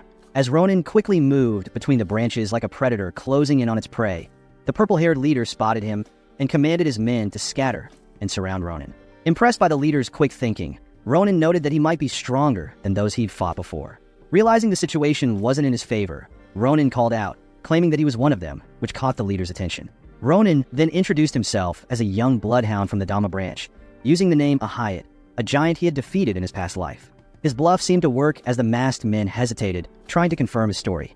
The leader, skeptical, said there was no way someone so young could be a bloodhound and would have believed it more if Ronin had claimed a lower rank. Ronin chuckled, suggesting they confirm his rank with their branch's wolf, but warned the leader that questioning a superior's identity was a bad habit. Though the leader was fuming, one of his subordinates stopped him, pointing out that they couldn't completely rule out the possibility that Ronin was telling the truth. In the Calaboros organization, grunts were called feral dogs, those ranked above them were bloodhounds, and branch leaders were called wolves. Ronin knew all this from his past life battling the Calaboros. The subordinate suggested they confirm Ronin's identity with their captain, as harming someone higher ranked could cause a feud between branches. Just then, a bald man named Viam emerged from the bushes, drawing everyone's attention. He was the true leader of the group, the wolf of the Demire branch. The purple-haired leader smiled, noting the poor timing, as Viam's presence meant everything Ronin had said would now be revealed. Vyam questioned if Ronan was truly a Hyatt from the Dhamma branch, and Ronan confirmed it, but Vyam found it strange since the Demire branch had already claimed this territory. Vyam then smiled and revealed that Ronan's story didn't add up because he wasn't a bloodhound, nor was he a Hyatt. Furious at the revelation, Vyam and his men prepared for battle, but before they could react, Ronan unleashed a powerful slash that struck down the feral dogs. Smirking, Ronan admitted he had made the whole thing up. The only ones left standing were Vyam and the purple-haired man, who barely had time to draw their weapons before Ronan appeared in front of them. Grinning, Ronan was pleased that his acting skills had fooled them so easily. In one swift move, he defeated Vyam, one of the Caliboro's strongest, leaving the purple-haired man trembling as he processed what had just happened. Ronan's voice taunted him as the last of his strength faded. Ronan reminded the purple-haired man of what he'd said earlier. The arrogant always meet the worst fate. An attack followed, and the man stared at his hand in horror as his fingers began to fall off. Screaming in pain, he dropped to his knees, overwhelmed by the shock and loss. Meanwhile, Ronan stood still as if nothing had happened, then urged him to pull himself together. Ronan pulled out a piece of paper and commanded the man to draw a map marking all the Caliboro's organization branches. Grinning, Ronan asked if he really didn't want to do the task, adding that if the man was no longer useful, there was no reason to keep him alive. Terrified, the man agreed to draw the map but claimed he had nothing to write with. Ronan smirked and replied that he had already provided a pen, referring to the blood from the man's severed hand. Moments later, the man completed the map, marking all the Caliboro's bases on the mountain. Ronan praised him for his work, commenting on his talent, but when the man asked if he was free to leave as promised, a red slash cut through the air. The man was split in two, as Ronan coldly sealed his fate. Shortly after, Ronan reunited with Assel, who was retching at the sight they encountered in the forest, a pile of animal carcasses. Assel, shocked, asked if this was the work of the Caliboro's organization. Ronan confirmed it and added that leaving such criminals alive would be a crime. Assel protested, but Ronan cut him off, stating that even the government would want these people dead. In deep thought, Ronan remembered Professor Varan and lamented that seeing this would break his heart. Among the slain animals were species that looked like Marpus, making the scene even more tragic. Just as Ronan was about to suggest returning to the capital, the dream egg in his pocket began to move. Curious, he took it out to check its status. Assel, trembling, pointed at something, asking in a shaky voice what was happening. Ronan followed Assel's gaze and was shocked to see the blood of the dead animals floating in the air, forming a massive monovein. The blood's movement became more aggressive, rushing towards something. As Assel panicked, Ronan stepped forward, preparing to defend them, but in the process, accidentally dropped the dream egg. Instead of hitting the ground, the egg emitted a bright purple light. The blood began to encircle the egg, and Ronan realized that the dream egg was absorbing the pure mana from it. The absorption grew faster, and soon the light from the egg was nearly blinding. Assel asked what was happening, but Ronan, just as confused, only smiled, saying one thing was certain. Whatever creature was inside the egg was far from ordinary. As the last drop of blood was absorbed, the egg seemed unchanged, but just as Ronan was about to comment, cracks began to form across its surface. The egg started to shake, and the cracks spread further. Both Ronan and Assel held their breath, knowing it was about to hatch. From inside the egg's perspective, the first thing it saw was Ronan's face, grinning with excitement. The creature emerged, rushing towards Ronan and bumping into his face, a surprising greeting that almost broke his nose. Still, Ronan wondered what had hatched from the egg. The first thing he noticed were its dark, galaxy-colored wings. As the rest of its body was revealed, it became clear that the creature was mythical. However, it didn't resemble a Marpus, leading Assel to comment that it looked more like a dragon. When Ronan asked if he was sure, Assel confirmed, saying the creature matched descriptions from books. Ronan grew confused as he recalled Marpus's traits, wondering what kind of mana the egg had absorbed to transform like this. Still, both he and Assel found the baby dragon adorably cute. However, the mood shifted when Ronan remembered the dragon's greeting that almost broke his nose. Suddenly, the dragon closed its eyes, and a magic circle appeared in front of it. A mysterious force rushed toward Ronan, healing the injury from the dragon's earlier impact. Assel was amazed to discover that the baby dragon had healing abilities and commented that the dragon seemed to have taken a liking to Ronan. Pleased, Ronan noted that the creature likely had more hidden abilities. Assel suggested they name the dragon, as calling it Dream Bird no longer seemed fitting. While Ronan pondered the perfect name, the dragon's expression changed as if sensing something nearby. Without warning, it flew off at incredible speed. Assel wondered where it was going, but Ronan smiled, realizing the dragon had detected someone watching them. The sound of hurried footsteps came from a man named Balrouse, an errand boy from the Demire branch. Frightened by the scene he had witnessed, the absorption of blood and the dragon hatching, Balrouse fled for his life, but the baby dragon pursued him. As he ran, Balrouse tripped on a tree root and fell, realizing he might not survive. He turned to see the dragon absorbing his blood from a cut he had received. Panicking, Balrouse screamed for help. Suddenly, a voice commanded the dragon to stop. It was Ronan along with Assel. Ronan told the baby dragon, now named Sita, to stop before he killed the man. This surprised Assel, as it was the first time Ronan had called the dragon by its new name. Balrouse, trembling, wondered if Ronan owned the creature. His thoughts were interrupted when Ronan asked if he was all right. Grateful, Balrouse knelt and thanked Ronan for saving him. Then, Balrouse grew suspicious. How did Ronan know his name when they had never met before? His question was answered with a sword at his neck. Ronan stated that it didn't matter how he knew Balrouse's name. The terrified man remained silent, sensing Ronan's seriousness. In truth, Ronan recognized Balrouse as a former comrade from his past life, a member of the poaching organization who had introduced deadly arrows. Ronan knew that Balrouse would eventually be promoted and become a bloodhound. Balrouse, confused, insisted he was just an errand boy, but Ronan smiled, seeing this as an opportunity. He gave Balrouse a task, making it clear that it wasn't a favor or optional. Later that night, Ronan and Assel returned to the capital, with Ronan holding several gold coins. He remarked that their trip had been more fruitful than expected. Assel agreed, noting the surprises they had encountered. While near the lake earlier, Ronan had secured some pure mana from a vein and sold it for a hefty price. They visited Merrow's father to have the mana appraised and received a significant sum. With their newfound wealth, Assel noted that money wouldn't be a problem for them anymore. Ronan agreed, planning to thank Professor Varon for the opportunity. However, when they arrived to see him, they learned that the professor was away on a business trip, so they missed the chance to introduce Sita. Everything had gone according to Ronan's plan, including obtaining a map of the other branches of the poaching group and gaining a new pawn in Balrouse. He made sure Balrouse was scared enough to complete his secret mission. Later, Assel asked Ronan what he planned to do with his money, noting that the second highest scorer in the Academy entrance exam would be exempt from tuition and receive direct support from the Academy. For the first time, Ronan thought about it, wondering what his next steps would be. As they prepared for the upcoming entrance ceremony, a carriage arrived in downtown Valen. A butler greeted a woman, informing her that they had reached their destination. She had bright silver hair and beautiful eyes. It was her first time visiting the capital. The lady in question was none other than Ronan's older sister, Errol. As she stepped out of the carriage, she marveled at the fresh and unfamiliar sights around her. Ronan greeted her, noting that she must be tired from the journey. He asked if anything noteworthy had happened in their town while he was away. Errol, however, turned the question back on him, curious about how he managed to afford such a luxurious carriage. Shocked by the sight of it parked outside their house, she couldn't believe her little brother had earned so much money. Like a typical sister, Errol inspected Ronan, concerned about his weight and whether he was eating properly. Ronan reassured her that he was fine, which eased her worries. Her attention then shifted to the baby dragon Sita. Ronan introduced the creature, explaining that Sita now traveled with him due to certain circumstances. After their brief reunion, Ronan told Errol they had a lot to take care of and needed to move quickly. Errol, confused, felt rushed, but Ronan assured her that everything was important. He explained that once he entered the academy, he would be extremely busy. They visited a shop in the capital, and Errol, overwhelmed by the extravagance, asked Ronan if everything there was real. While she tried on clothes, Ronan relaxed on a couch, waiting. Although Errol knew Ronan had made a lot of money, she still found the experience excessive.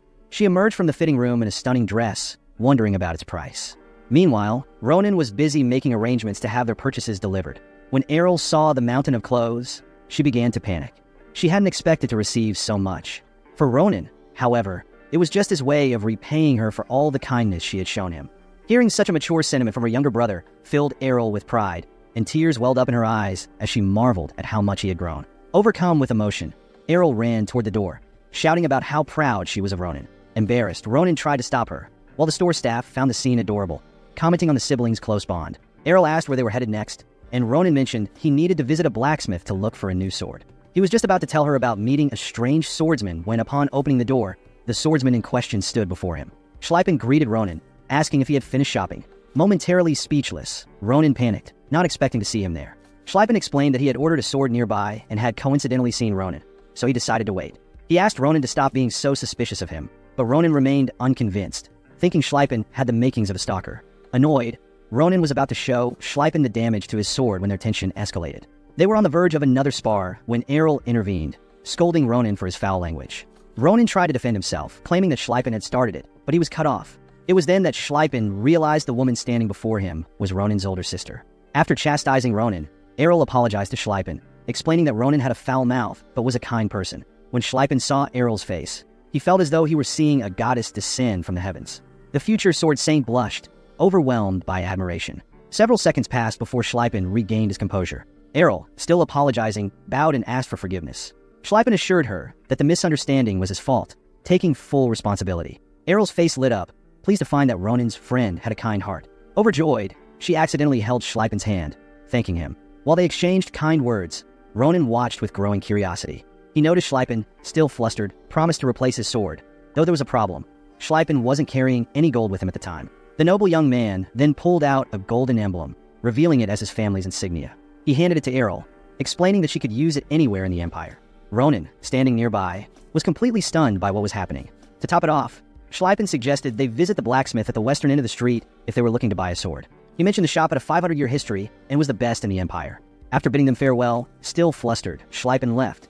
Ronan, watching him go, was bewildered. He wondered if Schleipen truly grasped the value of what he had just given. With the Grant family emblem, they could likely purchase several villages. As Schleipen awkwardly walked out of the shop, Ronan questioned if this was the same sword saint he had known in his previous life. The following day was the entrance ceremony at Philin Academy. All the students who had passed the exam gathered in the plaza. They were greeted by the headmaster, Prava, who proudly announced that the freshmen standing before him were now officially part of Class 787. With a beaming smile, he introduced himself again and expressed how glad he was to see them all. He specifically praised 3 students for their exceptional talents, predicting that with Philin Academy's prestigious education, they would achieve greatness and be remembered in the Empire's history. As Prava welcomed everyone once more, Ronan couldn't help but yawn, thinking the speech was over the top. However, knowing his sister was watching, he felt it wasn't so bad, as she clearly felt proud of him. Prava then snapped his fingers, and suddenly, a mysterious and colorful light began to surround the students. Ronan and the others watched in awe as a massive crack appeared in the sky, seeming to shatter the space around them. In a flash, the students were transported to a huge coliseum, where a cheering crowd awaited them. Ronan and Essel were amazed by Prava's power. He had teleported everyone effortlessly. With a sly smile, the headmaster announced the beginning of the senior-junior meeting. This event was an intense tradition where incoming freshmen met the Year 2 seniors for the first time, with a special duel between the top-ranked freshmen and the 4 strongest sophomores. The duel was a way for students to learn from each other, understand their strengths and weaknesses, and form bonds between juniors and seniors. Prava emphasized that this was also a chance for students to take their first step toward greatness. According to tradition, freshmen could choose their opponent or opt to skip the duel entirely. Prava then invited Ronan and Schleipen to choose their opponents. Ronan, irritated by the long speech, saw the event as nothing more than hazing for the new students. Among the potential opponents were Nasto, the top-ranked sophomore who majored in martial arts, and Brown, the buff second-ranked student who kept shouting that he wanted to fight both freshmen at once. There were also Karen, ranked 4th, and Irina, a fiery redhead and the 3rd strongest. Ronan felt uneasy about Brown's aggressive demeanor, but knew his sister was watching, and he wanted to show her he could protect himself. He also saw this as an opportunity to make friends. After thinking it over, Ronan raised his hand to get Prava's attention, proposing an unexpected suggestion. Repeating the headmaster's earlier words that freshmen could choose their opponents freely, Ronan shocked everyone by declaring that he wanted to fight all 4 sophomores at once. The atmosphere in the Coliseum shifted dramatically. None of the seniors expected such a bold request from a freshman. The professors had no choice but to consult each other, as this was the first time anyone had ever made such a request. Prava consulted Professor Naburo about the situation, and the alluring professor agreed. She advised the headmaster that they should honor Ronan's request, as it aligned with the Academy's principle that those with skills should have the freedom to act as they wish. Moreover, whoever won the duel would send a powerful message to the other students.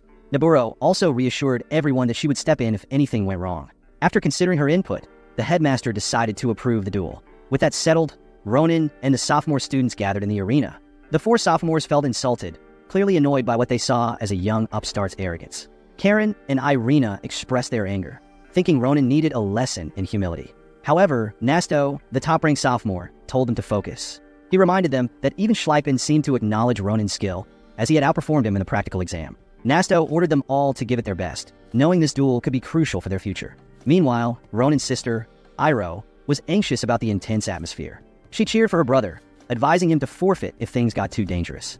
Ronan smiled in response, reassuring her that he understood. This helped Iroh calm down. The duel commenced with Nasto charging at Ronan at incredible speed, but Ronan dodged his attack effortlessly, realizing how sharp and powerful his opponents were. As Irina joined the fray with a series of attacks, Ronan blocked her strikes with ease, observing the impressive teamwork between the sophomores. Karen, coordinating with Irina, moved in with a spear attack that forced Ronan to step back.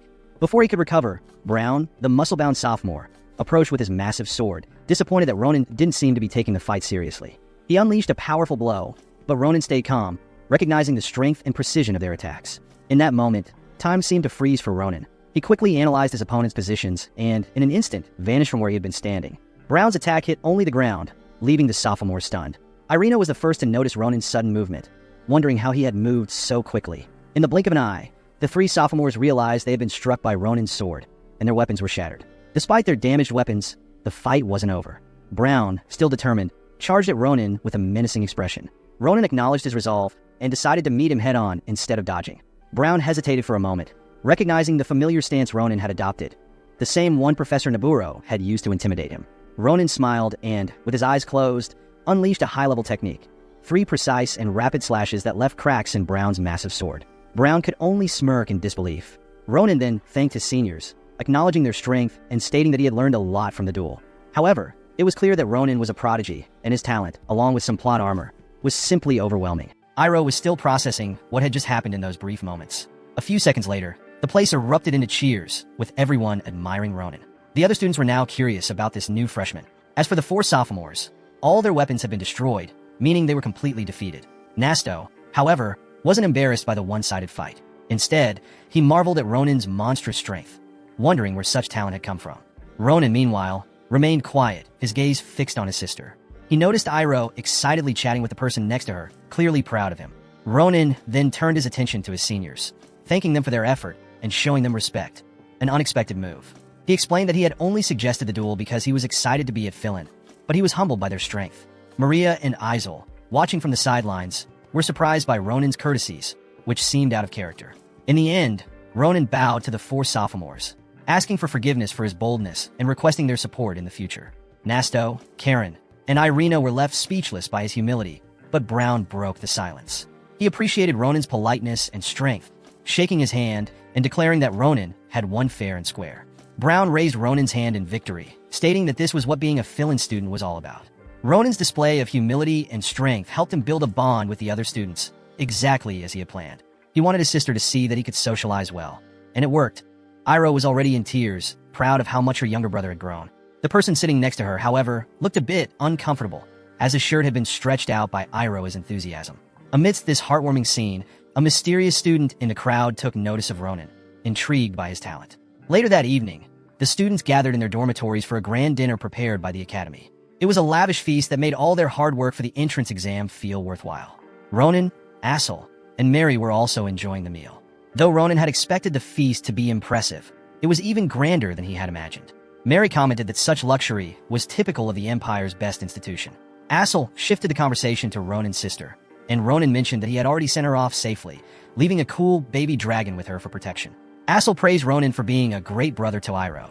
Just as Ronan was about to taste his food, Schleipen appeared beside him with a somewhat ominous aura.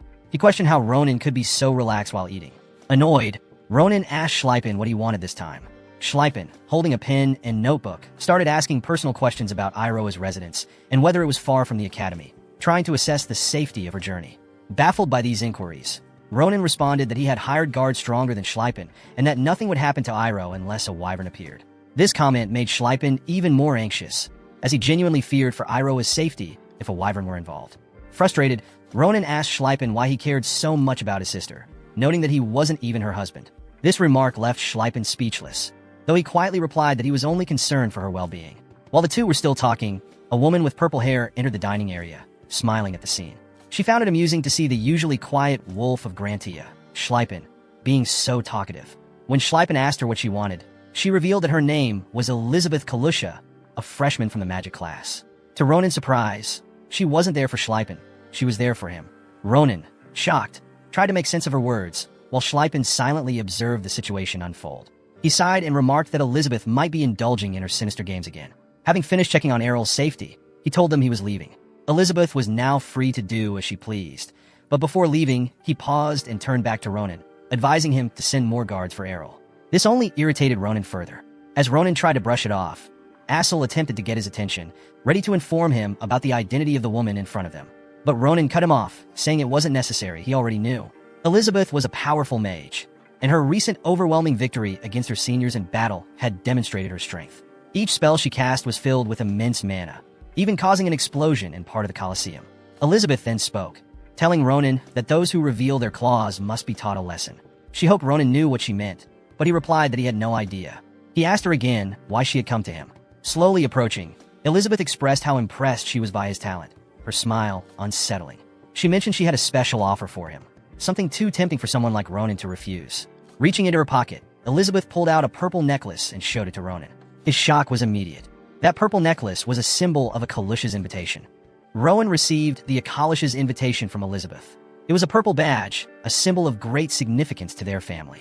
Unlike most nobles who value bloodlines above all, the Akalish's prioritize talent and have risen as one of the Empire's two pillars by nurturing gifted individuals.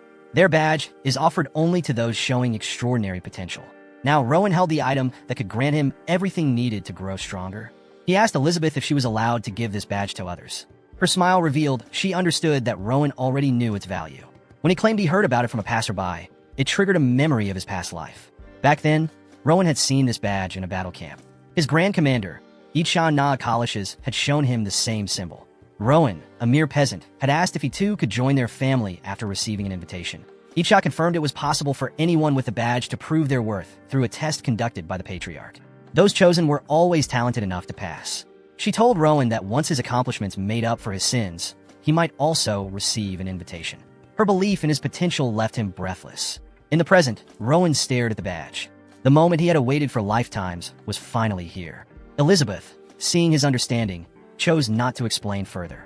She hoped he would make a wise decision, adding that even a beast could become a sheep if surrounded by the right people. With that, she left him to his thoughts, her minions trailing behind. Rowan pondered the opportunity. He mused that geniuses always acted freely, unaware he shared that same trait. Nearby, Aesel looked relieved now that Elizabeth was gone. Rowan decided this badge could serve as a vital connection and planned to use it strategically. Philin Academy was an institution built on merit. Students' lives were shaped by their performance, evident in the dormitories assigned to them. The intermediate-ranked students lived in Nishia Hall, a clean facility with great amenities. In contrast, the bottom 30% were sent to Crater Hall, a rundown dormitory with shared facilities and cramped rooms. On his first day, a noble student loudly protested his placement in Crater Hall. A staff member calmly explained that no servants would serve the hall and that the only way out was through academic improvement. The rules were non-negotiable, and those who failed would remain there. Meanwhile, the top 10% of students, including Rowan, were placed in NAB Ardozer Hall. Upon seeing its grandeur, Rowan was taken aback. The hall resembled a palace, filled with luxury. As he explored, he found registration papers for selecting classes, realizing all he needed was to fill in his schedule to begin his journey. Rowan had heard the tips given to first years, advising them to focus on adapting during the first semesters and avoid taking too many subjects at once. But as he looked at the available classes, a smile spread across his face. Each one seemed too interesting to ignore. Determined to break the rules, he decided to attend them all. With steady hands, he filled out the forms and, satisfied, thought it might be excessive, but he couldn't let such opportunities slip away. On the day of his first class, the Empire's swordsmanship instructor, Basics, made a shocking remark. "It's already over for you." Rowan, confused, asked what he meant. Basics smiled and explained that, even though the class had just started, Rowan had already demonstrated all the basic techniques of the Empire's swordsmanship. According to Academy rules, students who completed a class's syllabus were required to leave. Basics added that letting Rowan stay might demotivate the other students. With a smile and a thumbs up, he suggested Rowan move on.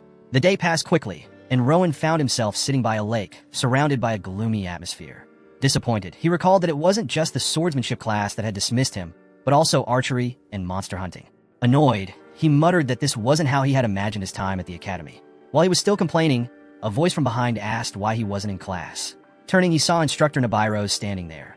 Nabairos smiled as she realized why Rowan was wandering around. He had already completed all the classes. Rowan confirmed this and voiced his disappointment, saying he had expected more from the academy. Nabairos, however, saw this as completely natural. Rowan had the rare talent to replicate techniques simply by watching them. She said she couldn't ignore such potential as an instructor. Extending her hand, she asked for his sword. Although confused, Rowan complied.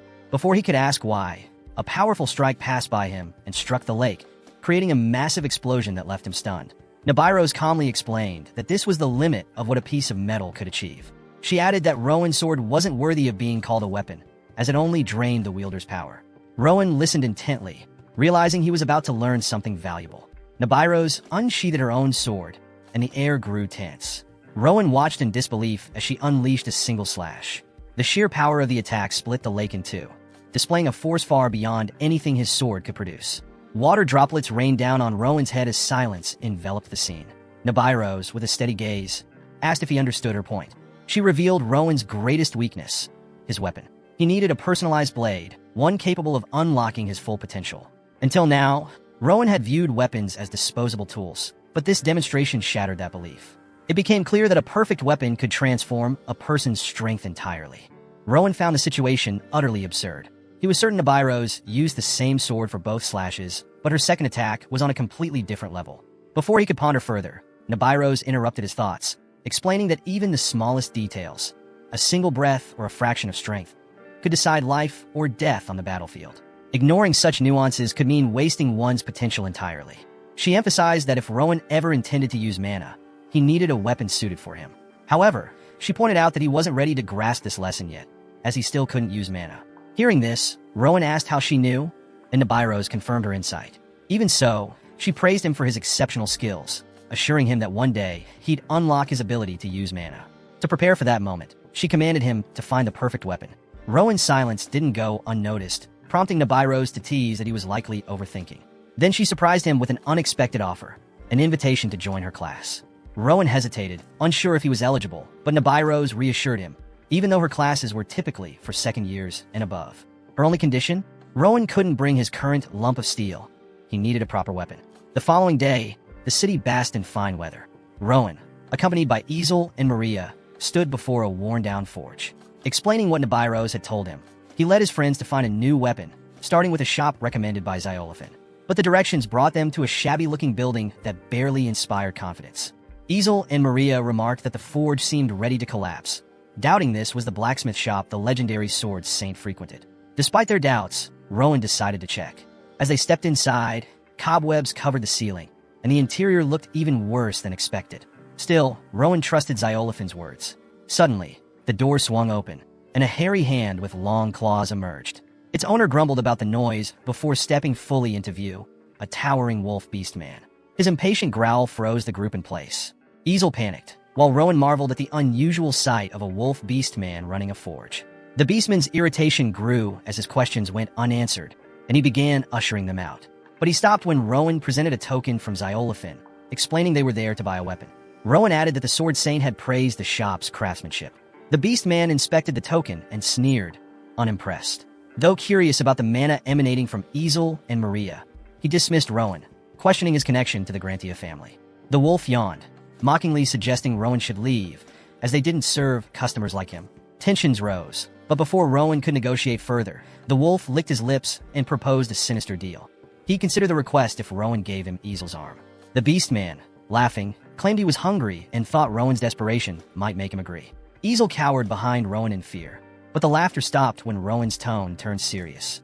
With cold determination, Rowan warned the beast man he had crossed a line. In a flash, Rowan attacked, landing a clean blow. The wolf, unable to react in time, was thrown several meters back, groaning in pain. Smirking, Rowan remarked on the familiar sensation of striking hard armor and questioned where the wolf's defensive gear had suddenly come from. The beast man, now clad in armor, coughed and tried to recover. But Rowan, unfazed, approached with confidence, declaring that the armor wouldn't save him. The wolf's attention was captured. With an annoyed and furious expression, Rowan decided he'd destroy the armor entirely, sending the beast man into a panic. The wolf immediately pleaded for forgiveness, revealing that everything was just a test. He explained that he was following a protocol for unfamiliar visitors, ensuring their skills were up to par. Apparently, the wolf had been testing Rowan's abilities while also trying out his new invisible armor, purposely provoking the group. Realizing the beast man didn't have any malicious intent, Rowan calmed down, though he remained skeptical. The wolf defended his actions by pointing out that it would be suspicious if a blacksmith trusted by the Grantia family didn't have strict verification measures. To alleviate Rowan's doubts, the wolf suggested confirming the story with Shalafin later. Apologizing for his behavior, the beast man also asked for Assel's forgiveness, reassuring him he wasn't fond of eating people. Assel gave a nervous smile, relieved to hear it. After the rough start, the wolf introduced himself as Didikin, an apprentice blacksmith and occasional gatekeeper. He asked Rowan for his name and confirmed his purpose of seeking a new weapon. Didikin then invited the group to follow him inside, explaining that the real forge was beyond the door ahead. The group entered, and Didikin prepared them for what was coming. With a sly grin, he pressed a hidden button on the wall. Suddenly, gears began to turn, filling the room with the sound of heavy machinery.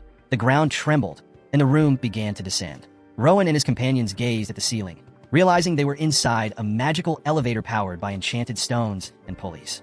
Didikan explained it was the fastest way to the forge. As the elevator descended, the group was awestruck by the sight that unfolded. Emerging into a vast underground space, Didikan introduced the area as the Grand Karpadaki. Rowan marveled at the hidden forge, never expecting such an impressive place to exist beneath the surface. Didikan chuckled, pleased with their reactions, and promised there was more to see. As a reward for passing his test, Didikan revealed he'd take Rowan to meet the capital's greatest master craftsman, a dwarf renowned for his unparalleled skills. They witnessed an impressive sight. The blacksmiths were hard at work, their anvils ringing with the sound of hammer strikes. Ronan, in awe, never imagined such a vast forge existed beneath the capital. Didikan explained that this forge supplied only to the royal family and nobles, with no discrimination, gathering the finest craftsmen in the empire. However, the true master among them was the elder dwarf, who had been smelting metal for an astounding 400 years. Though stubborn, Didikan held great respect for him. With that, Didikan kicked open a door, revealing weapons scattered across the floor. He asked what the elder was up to, then called out to announce his guests. The blacksmith, Elder Doran, was busy forging a blade and immediately recognized Didikan's loud entrance. Despite the noise, Didikan wasn't fazed and urged Elder Doran to clean up the mess. Elder Doran, ever the grumpy but skilled blacksmith, remarked that Didikan nagged too much for his age. The conversation shifted to the guests, and Didikan confidently pointed to Ronan, bragging about his sword skills. He was sure that Elder Doran would be shocked once he saw Ronan's abilities. Elder Doran was intrigued but skeptical, remarking that Ronan, with his youthful appearance, didn't seem to match the hype. He then asked Ronan to demonstrate his swordsmanship. Ronan, though flustered, complied and drew his sword. But Elder Doran immediately laughed, calling the blade rubbish and effortlessly shattered it with a light tap of his hammer. Ronan, Assel, Maria, and Sita were left in shock as the sword crumbled before their eyes. Ronan, enraged, demanded an explanation, but Elder Doran merely pointed to the collection of swords behind him and calmly suggested, swing any of those. Elder Doran explained that with the trashy sword Ronan had earlier, it was impossible to truly gauge his skill. To make up for that, the Elder promised to give Ronan a sword of his choosing, one far superior to the piece of junk he had been using. This piqued Ronan's interest, and with a nod from Didikan, he began to consider his options. Ronan approached the swords, still skeptical about the difference. He chose one, feeling its distinct energy, though unsure if it would truly be that much better. With a cautious tone, he warned Elder Doran that if anything broke, it wouldn't be his fault. The Elder didn't mind, assuring him that he just wanted Ronan to give it his all. Ronan stood in front of the sword, staring at his reflection in its polished surface. As he prepared to swing, memories of his encounter with Navarros flooded his mind. His stance was recognized by Elder Doran, who waited eagerly. With all his might, Ronan swung the sword, performing the same technique Navarros had shown him. The force of his strike unleashed a massive explosion, shaking the building and causing parts of the structure to shatter. Outside, people were startled by the explosion, wondering if a blast furnace had gone off. But there stood Elder Doran, Ronan, and a frozen Sita amidst the wreckage. The ground was deeply dented, and Ronan, looking confused, asked what had just happened. He tried to explain that it wasn't his intention to cause such destruction. Elder Doran, impressed, recognized the technique as Navarros. He asked Ronan if he was an apprentice. Ronan, surprised, asked if the Elder knew instructor Navarros. The Elder, without hesitation, confirmed that he did and proudly stated that he had forged Navarros' sword. Ronan was shocked to hear this, then asked if the Elder was referring to the absurdly long sword. Elder Doran confirmed it was called the Secret Sword, Urusa, a masterpiece he had forged. Ronan, still trying to process, remarked that the sword was incredible. The Elder agreed, adding that the sword Ronan was holding didn't even come close to Urusa. He asked Ronan how it felt to use the sword. Ronan responded that it was amazing, admitting that at first, he hadn't expected much. Elder Doran, pleased by Ronan's talent, revealed that he had suspected Ronan was still new to swordsmanship. He was thrilled to see such raw skill, and with a grin, he gave Ronan an enthusiastic pat on the back, so hard that it made Ronan groan. The Elder then cautioned him, though, being too talented could be a problem, as it would be difficult to forge a sword that would truly suit him. The sword Ronan had just used was clearly struggling to handle the power behind his swings. As he inspected it, he noticed a crack forming along the blade. He asked Elder Doran what he should do next. Elder Doran explained that normal materials couldn't withstand Ronan's strength, and that he would need the highest grade steel, melted with a special material. He suggested that at least a wyvern byproduct would work, but he was still considering what else could be suitable. At that moment, Ronan seemed to have an idea. He pulled something out and asked if it could be used. To Elder Doran's surprise, it was an eggshell. The blacksmith was skeptical, especially when he saw the massive hole in the wall caused by the earlier explosion. Yet the front door remained intact. He began hammering the eggshell with his mithril hammer, but found it utterly useless. not even a dent. He couldn't believe such a material existed. With a mix of passion and disbelief, Elder Doran asked Ronan if it was truly acceptable to use something so valuable. Ronan replied that it was fine since the eggshell was useless to him and asked if it would be enough to forge a sword. Elder Doran, now excited by the challenge, confirmed that it would be sufficient and promised that the Empire's best sword would be ready in 2 weeks. Ronan expressed his eagerness to see the finished product. Meanwhile, Assel and Maria were admiring other weapons in the room.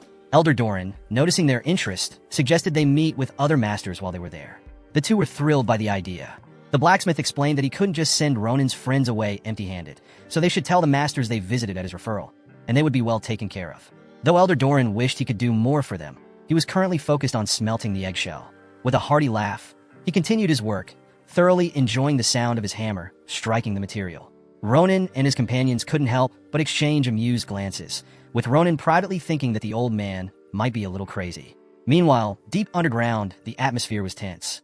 An angry figure cloaked in white muttered that the noise above was unbearable, and he was tempted to set everything on fire. Another figure, draped in white robes, advised patience, insisting that it wasn't yet the time to reveal themselves.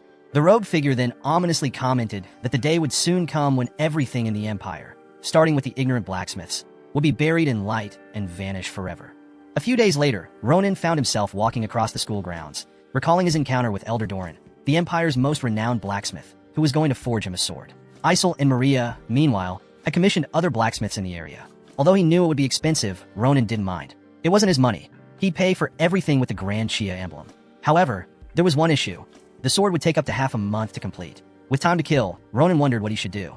Isel and Maria were in class, so he wandered around and found himself in a familiar place, the training center for upperclassmen. He stood before the Galilean Hall, the place where Instructor Navarros held her classes. He had been putting off attending, knowing she'd told him to come only after acquiring a real weapon, but now that he had something, he figured he might as well go today. Before he could make up his mind, an ominous aura reached him. Turning to the side, he was horrified to see Instructor Navarros standing there. Without warning, she pinched his ears, greeting him with a long time no see and reminding him that he was supposed to come to class after getting a weapon. Ronan, still wincing from the painful pinch, tried to explain that he had his reasons for being late, but Navarros wasn't having it. She pulled him by his ears, telling him she'd listen to his excuses along the way. Ronan, in discomfort, pleaded for her to let go, shouting that it hurt. His loud voice caught the attention of a nearby student, who rushed to the window to investigate the noise. As she tried to look outside, she bumped into a male student named Cardan, who scolded her for blocking the way. She apologized, but Cardan continued to berate her, calling her a moron and telling her to hurry up and prepare for class instead of spacing out. She quietly agreed and hurried off. Meanwhile, at the sparring center, Instructor Navarros and Ronan faced the class. Navarros addressed the students, explaining that Ronan had been noisy during the entrance ceremony and that many of them had probably already heard of him. She formally introduced Ronan as a first-year martial arts department student, and he bowed politely, introducing himself. "I'll be in your care," he said, though he couldn't shake the feeling that things were about to get much more intense. The room buzzed with whispers as Ronan stood before the class. Isn't he the one who got second place among the first years? Yeah, but does he really look that impressive? Skipping a grade? Must be some kind of prodigy. Ronan, overhearing everything, thought bitterly. "I can't hear you." However, amidst the sea of unfamiliar faces, he spotted a few he was glad to see, and one he wasn't. It seemed like things might get interesting, but his musings were interrupted by the arrival of someone new. A woman entered the room, slightly out of breath, apologizing for being late. She was the same person who had witnessed his earlier ear-pinching incident. As she walked to the front, she explained she'd been handling something urgent. Her voice struck a chord in Ronan's memory. Navarros, unbothered, waved it off. "No worries. Catch your breath. I was just introducing a new guy. There he is." The woman turned to Ronan and smiled warmly. "Oh, so this is the famous junior you've been talking about." Navarros nodded at Ronan. "Greet the teaching assistant properly." Ronan blinked in surprise.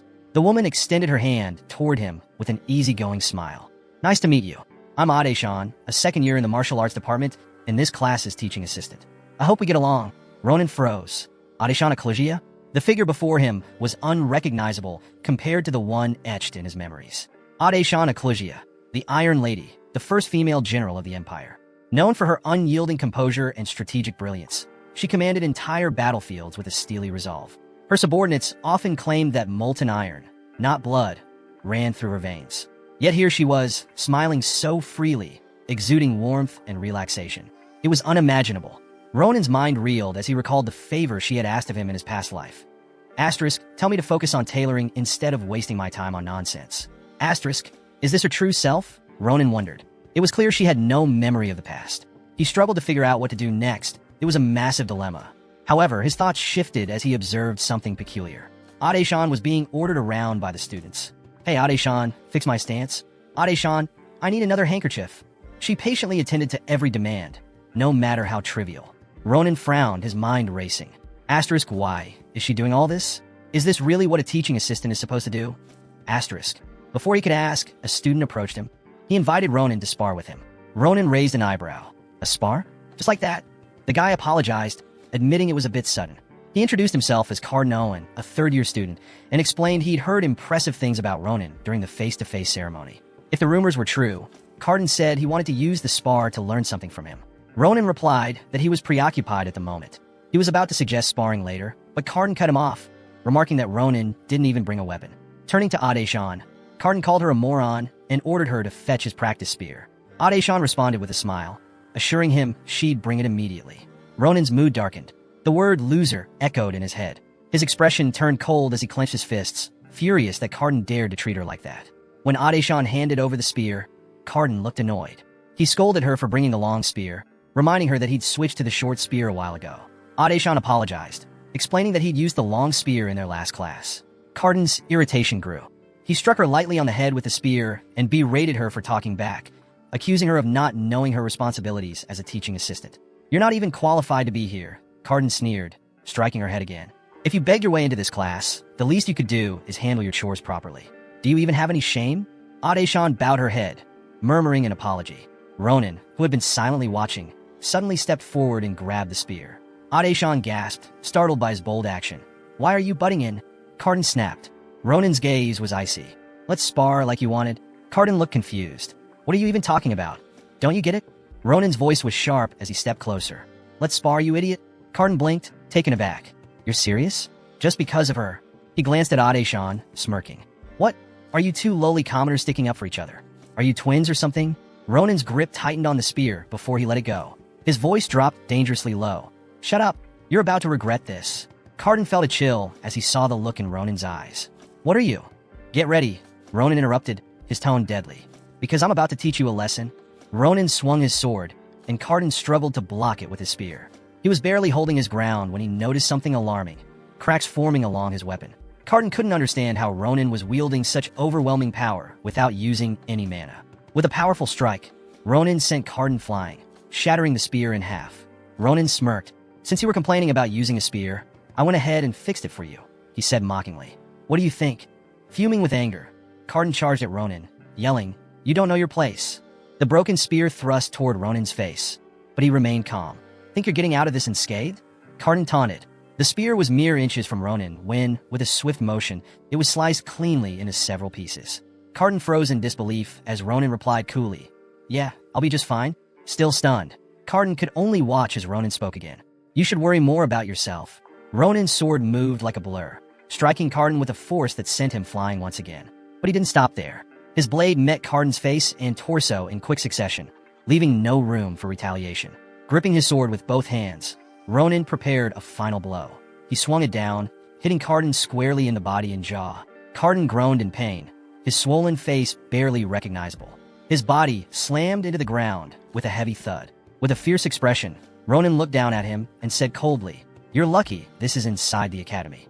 Outside, you'd already be dead." The crowd of onlookers was stunned. One of the top-ranked third years had been defeated so decisively. Ronan turned his attention to the other students, scanning the group for his next opponent. His gaze landed on a guy holding a towel. "You," Ronan called out, stepping closer. "If it stinks, wash it yourself. Don't make others do it for you." The guy flinched, panic setting in. Ronan almost addressed Ade-shan as Grand Commander, but quickly corrected himself. "Assistant Instructor," he said sharply, turning to the guy. "Is she your servant?" The guy stammered, too terrified to respond. Ronan gestured for him to step forward. "Come here. I'll fix that nose of yours." Before things escalated further, Ade-shan stepped in. "I don't understand why you're doing this," she said calmly, trying to de-escalate the situation. "But I'm fine. Please let it go." Ronan's expression hardened. "Move," he told her firmly. It was clear he was struggling to control his anger. "I can overlook a lot of things, but not this. Not when someone's looking down on you." His voice dropped as he added, "No one gets to treat you that way." He thought back to the Grand Commander and the respect she commanded across the Empire. Ade-shan deserved no less. Brushing past her gently, he said, "Step aside. I'm not stopping until I put these guys in their place." The atmosphere shifted immediately when Navaraz commanded everyone to stop. Her terrifying aura engulfed Ronan, forcing him to halt. It snapped him back to his senses as she approached, her presence radiating a chilling power. "You won't be held responsible for the fight you just had," Navaraz declared, her tone icy. In real battles, far worse accidents can happen. Her aura was like the piercing gaze of a ferocious serpent. The scaly, snake-like energy coiled around her as she locked eyes with him. Wearing a stern expression, she warned him, "If you escalate this further, I won't overlook it." She ordered Ronan to drop his sword and walk away. But Ronan couldn't move. A horrified expression took over his face as he turned to see a massive snake, its maw gaping as if ready to swallow him whole, its tongue almost brushing his face. Realization struck him. This was the unparalleled sword saint, Instructor Navaraz Aura. "What you were about to do wasn't a spar," Navaraz stated firmly. "And as the instructor, I won't let this lesson stray any further." Ronan tightened his grip on his sword, his defiance rising. "Then you should have known what your teaching assistant was going through," he snapped, his voice steady. He continued, "You stood by and watched, knowing full well what was happening."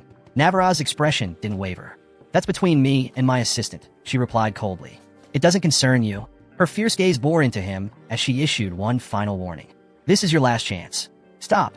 Ronan met her eyes with equal intensity. "It doesn't matter to me if you're the unparalleled sword saint or not," he retorted, pointing his sword at her. "My decision stays the same," he declared, his tone unyielding. Then, with a sharp glare, he added, "Now fuck off."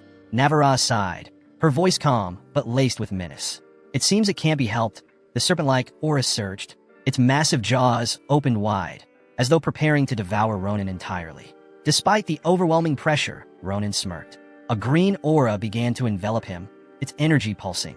He recalled a conversation from his past, a moment with the Grand Commander. "Why did you take on the position of commander when everyone else refused?" he had asked her. "You'll understand one day," she replied with a somber expression. "There are burdens that cannot be forced on others. Some are meant to be carried alone." That memory lingered in his mind, especially the scene of them standing before a mountain of corpses. He had often wondered about the weight she bore on her shoulders. Her voice echoed in his thoughts. "I'm sorry for passing this burden on to you," she had said. "Don't forgive me?" Ronan's eyes snapped open. He was panting, his chest heaving. A voice pulled him back to the present. "What's wrong? Did you have a nightmare?" He turned toward the source of the voice, only to freeze in shock. It was her, the Grand Commander. She stood there, staring at him, and he couldn't help but lock eyes with her in disbelief. If you enjoyed this video, don't forget to give it a thumbs up, it really helps. And for more content like this, make sure to subscribe and hit the notification bell so you don't miss any updates. Let me know in the comments if you'd like to see another part. I'd love to hear your thoughts. See you next time. Bye-bye.